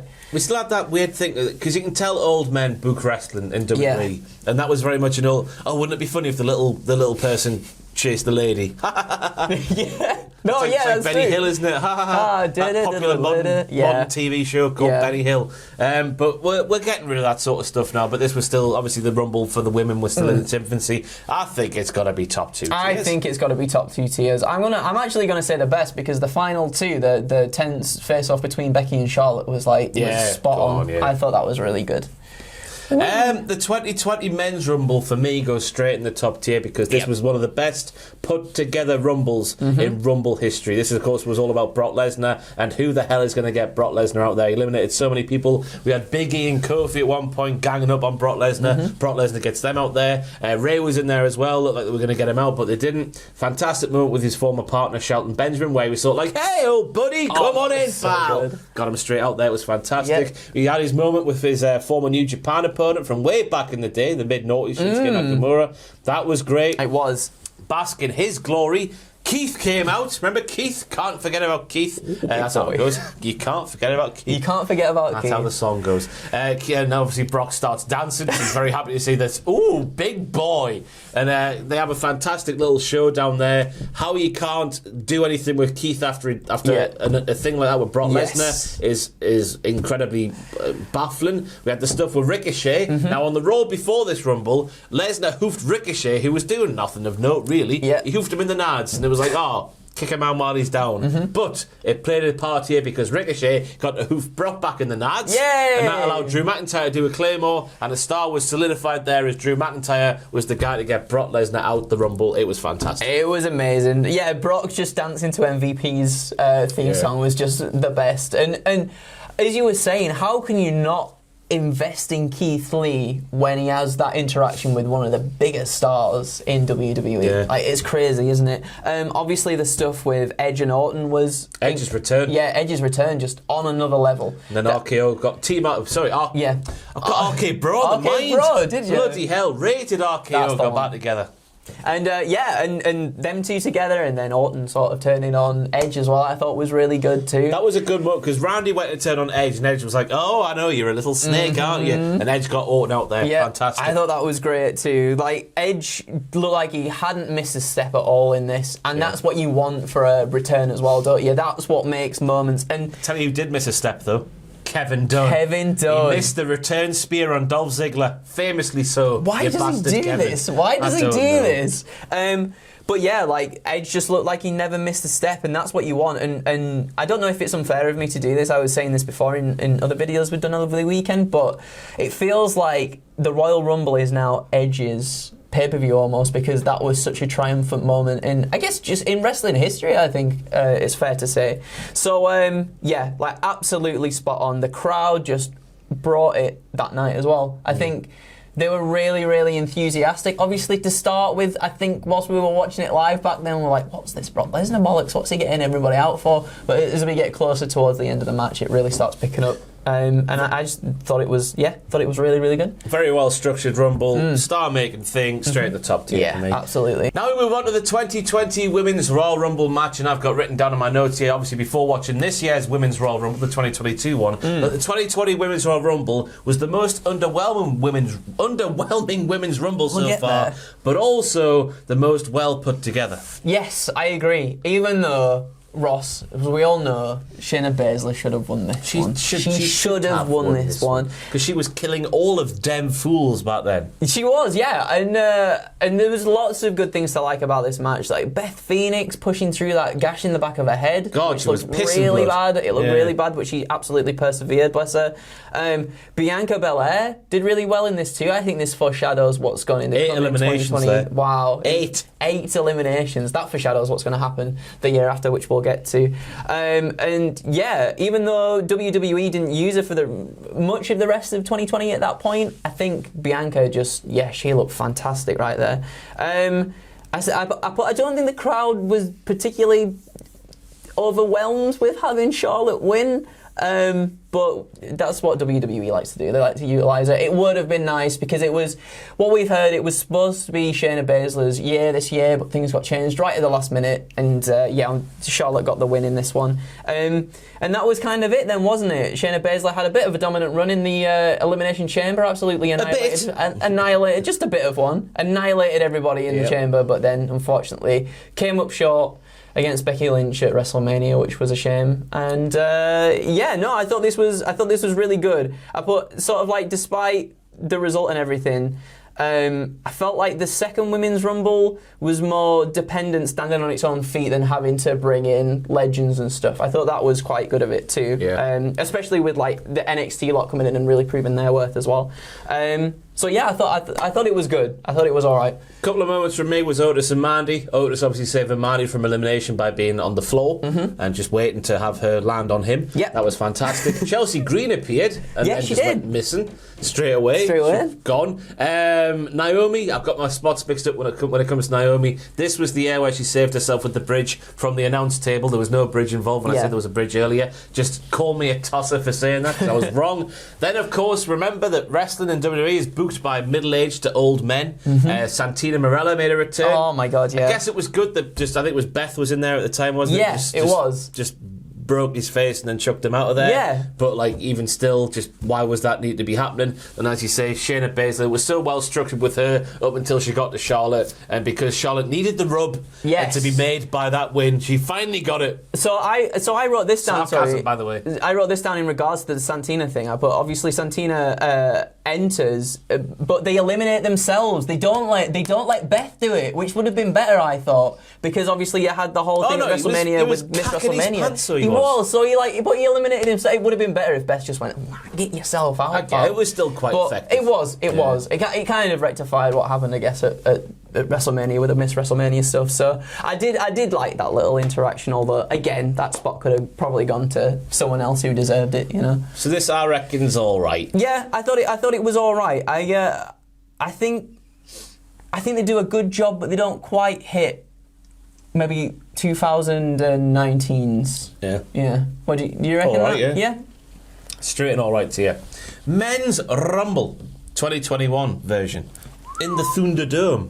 Remember the Thunderdome? I do remember the Thunderdome. Those were the days. They were halcyon days. Lots and lots of drama on show here because, of course, there isn't a proper crowd there. Therefore, you can hear literally everything just about that goes on inside the ring. Edge and Orton in there at 1 and 2, which, of course, was going back to their sort of spring WrestleMania feud from the year before. Announced on Backstage the night before, which I didn't personally like. Just let's save the surprises for the Rumble. It's one of the best things about the Rumble, is the surprises. And seeing those being in there at 1 and 2 would have been like, ooh. But we had a day to think about it then. We did, didn't we? So the ooh had died out by the time the Rumble had come around. Orton, shout out to him for his skin healing so quickly. 2 weeks before, I think it was, he was fired in the face with a fireball. Yeah, of course he was. And his skin had healed. So we had 1 week with a bandage and it was just fine. So, wow, where'd you get your coconut milk from? Yeah, they use the coconut balm stuff. Whatever it's called. Yeah. Coconut cream. Carlito made his big return to WWE looking real jacked. Baby. The Miz then throws a tantrum on some DJ equipment, foreshadowing that WrestleMania match against John Morrison and him, Bad Bunny and Damian Priest, which of course was fantastic. It was. Team Hell No made a little reunion, which I completely forgot about until going back and watching this. Kane gets like some Ricochet and Dolph Ziggler at the match, so not really any consequence there. No. Christian. Yes. Sorry, I'll do it not like Todd Grisham. Okay. Christian makes his return to the Rumble match and looks as good as Edge did the year before during his return. Looked absolutely fantastic. Then, of course, went on to make some sort of weird history by main eventing the WWE one. That was his WWE main event that year. Then AEW, Impact Wrestling. Oh, my God, he had a good year. He did have a good year. Omos was on the outside of the ring doing everything for AJ Styles. I'm sure that Omos eliminated Big E at one moment. Yes, yeah. From the outside, even though he's not in the match, but he's affiliated with AJ Styles. But Mustafa Ali, who of course was the leader of Retribution back then, nobody at ringside. No. But I guess that starts the dissension, right, of Retribution. It just makes him look stupid, Plus, doesn't it? it could be around this point, I might be wrong, but he's just like, don't come to the ring with me, you peasants. Like, you don't help me at all, do you? Silly man Mustafa. I can't believe he wants to leave because of creative frustrations. Can't believe it. Get him out there. #Free Ali. I think this one did a good job in making some of the up and coming talents look really good. Damian Priest in particular looked amazing in this match. I thought looked really good. He even gets to eliminate Kane as well, that's such a good thing to be able to do, isn't it? Kane, who's had some of the most eliminations in WrestleMania history, you get to eliminate a person like of that high caliber, of that just pure huge status. I don't know what words I'm saying. That Kavorka, that's the words I'm looking for. Yeah. He just looks incredible in this match. Obviously Carlito. But the big moment obviously was Christian coming back, he and Edge reuniting, taking people out and everything. It was after 2020, it's like the next progressive step up from Edge's return, and I thought this was a really good way. Having come out number one, he put so much work in throughout, as we've seen sometimes with people coming out at number one, they take a back seat, roll into the corner of the ring, and we forget about them for a long time. Edge was very much at the forefront of this whole entire thing. And it made that win even more impactful, I thought. So now, considering this was in the Thunderdome and no proper crowd, top 2 tiers for me. I think it did well despite all the things that would maybe hamstring it. And another thing is the surprise as well of Christian too. It was a huge surprise to finally see him in there. So I think, and that's something you have to factor into. Get off me, WrestleMania, Royal Rumble. Sorry, I'm as not well. even touching you. Not you. There was audio listeners. I was nowhere near him. I think you have to factor in the surprise elements too, and Christian was one of the biggest surprise elements to see. So for me, I think it is up in the best. I thought. I'll go best, low down though, I'd say, but still in the best. Yeah. 2021 Women's Royal Rumble, the early stages were stolen. The show was stolen. The early stages of that match were stolen. Thefted.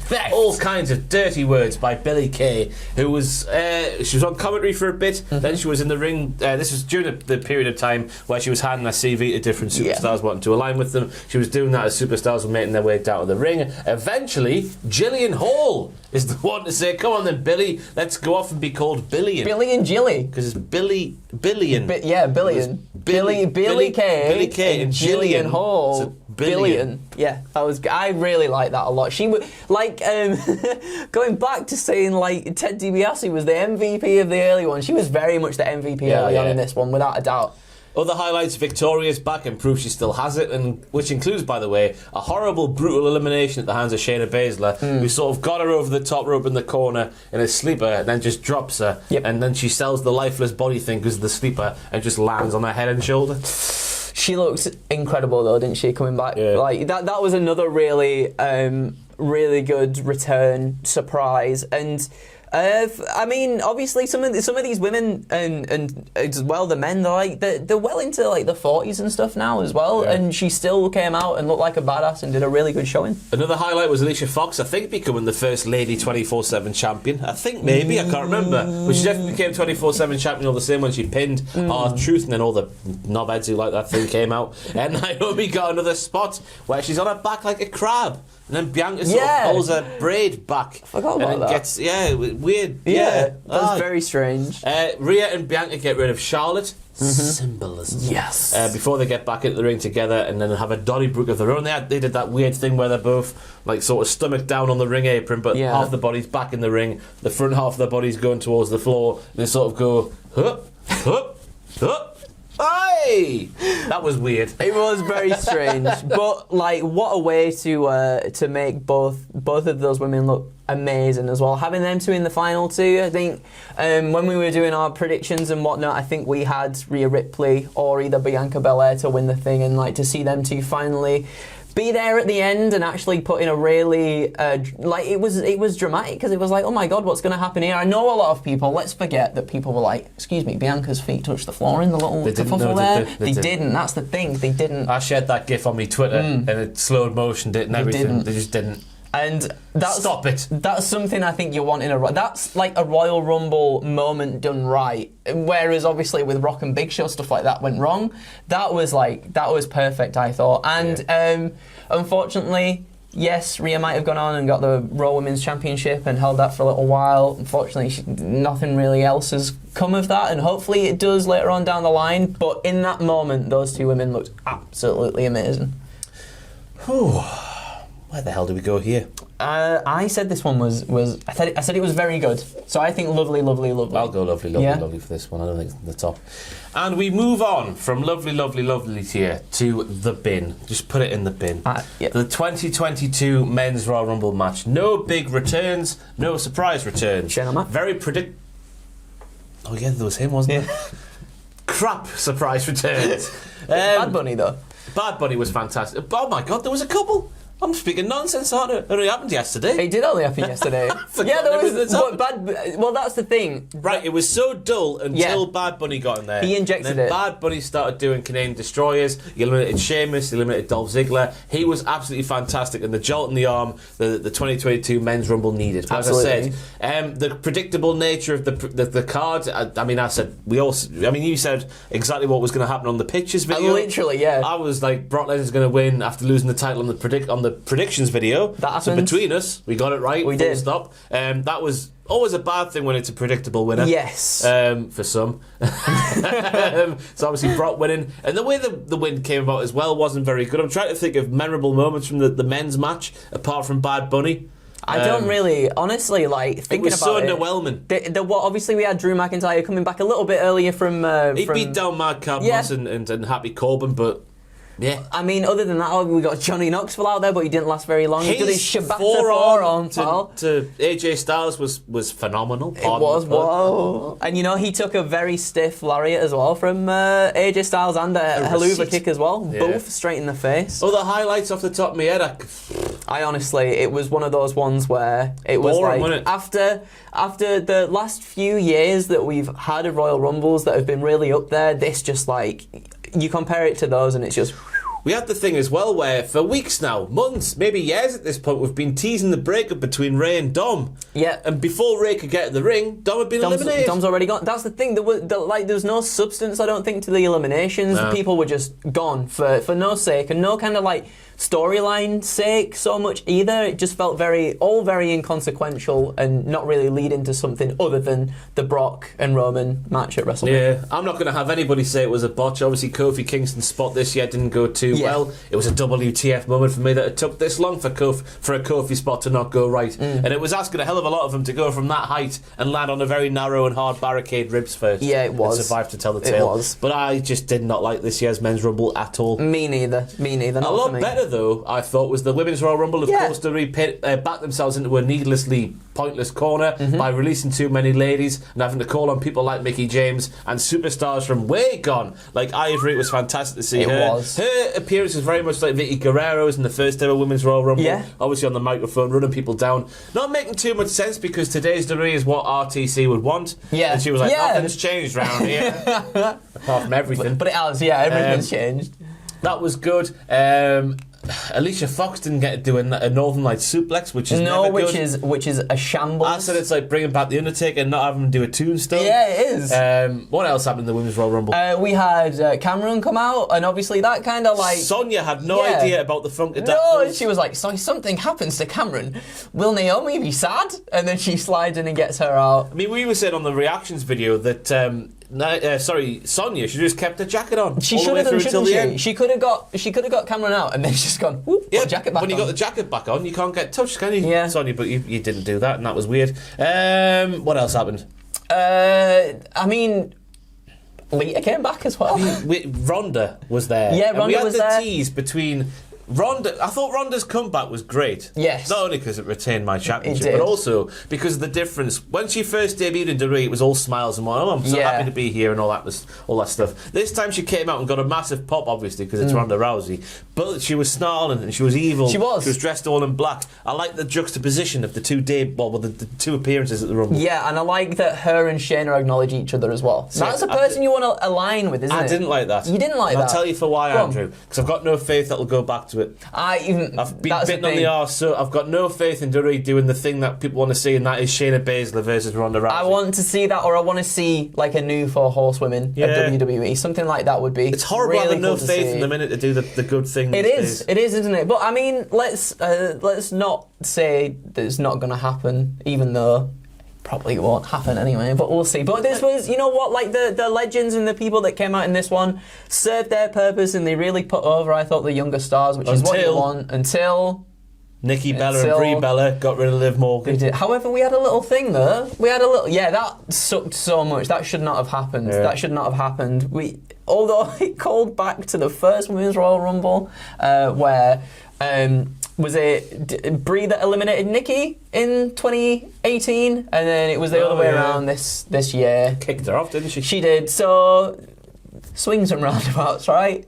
Unfortunately, Liv should have lasted much longer. I wish you died in the womb. I reckon this one goes all right. I think it goes all right as well. It was. The returns were nice. It was a nice little match, but I don't think it stacks up against 2019s or anything like that. Agreed. So let's get that there in the bloody war right here. Whoa! There we go. There we go. The end, everybody. Right then, Andrew, going to do the quick fire. We need to find out which was the best Rumble match ever of all time in your opinion. Was 2001 better than 1992? I think it was. Get a move then. Was 2007 better than 2001? It's going dead slow. Keep it in your mind, everybody. Oh, there you go. Oh, you got it? I'll do it. Why can't I do it? I'm just bad at this. Right, was 2007 better than 2001? No. Was 2008 better than 2001? No. 2010 better than 2001? No. 18 men's better than 2001? No. 19 men's better than 2001? No. 19 women's better than 2001? No. 20 men's better than 2001? What would you say for that one? I think they're different horses for different courses. Yeah, that's true. I would, if anything, I'd put 2020 men's next to 2001. That's what I would do, yeah. The mouse is now going slow. It is going very slow. So I might just leave it there. And then 2021 men's better than 2001. I think that somewhere around 1992. I think very, very I good. agree. It's either 2001 or 92 for me. Toss up there's the best ever, and that's what we've got. We have in the tier. So there we go. That is every single Rumble match in a tier. Do you disagree? Of course you do. Tell us how much you disagree in the comments down below. I have been Gary YouTube from Cultaholic Wrestling, joined by this little whippersnapper here, who is also a Gary YouTube from Cultaholic Wrestling, and we'll see you next time for some more Gary YouTubing on Cultaholic Wrestling. Goodbye, everyone. Say goodbye. Goodbye, everyone. Goodbye, everyone. Goodbye, everyone. Goodbye. See ya.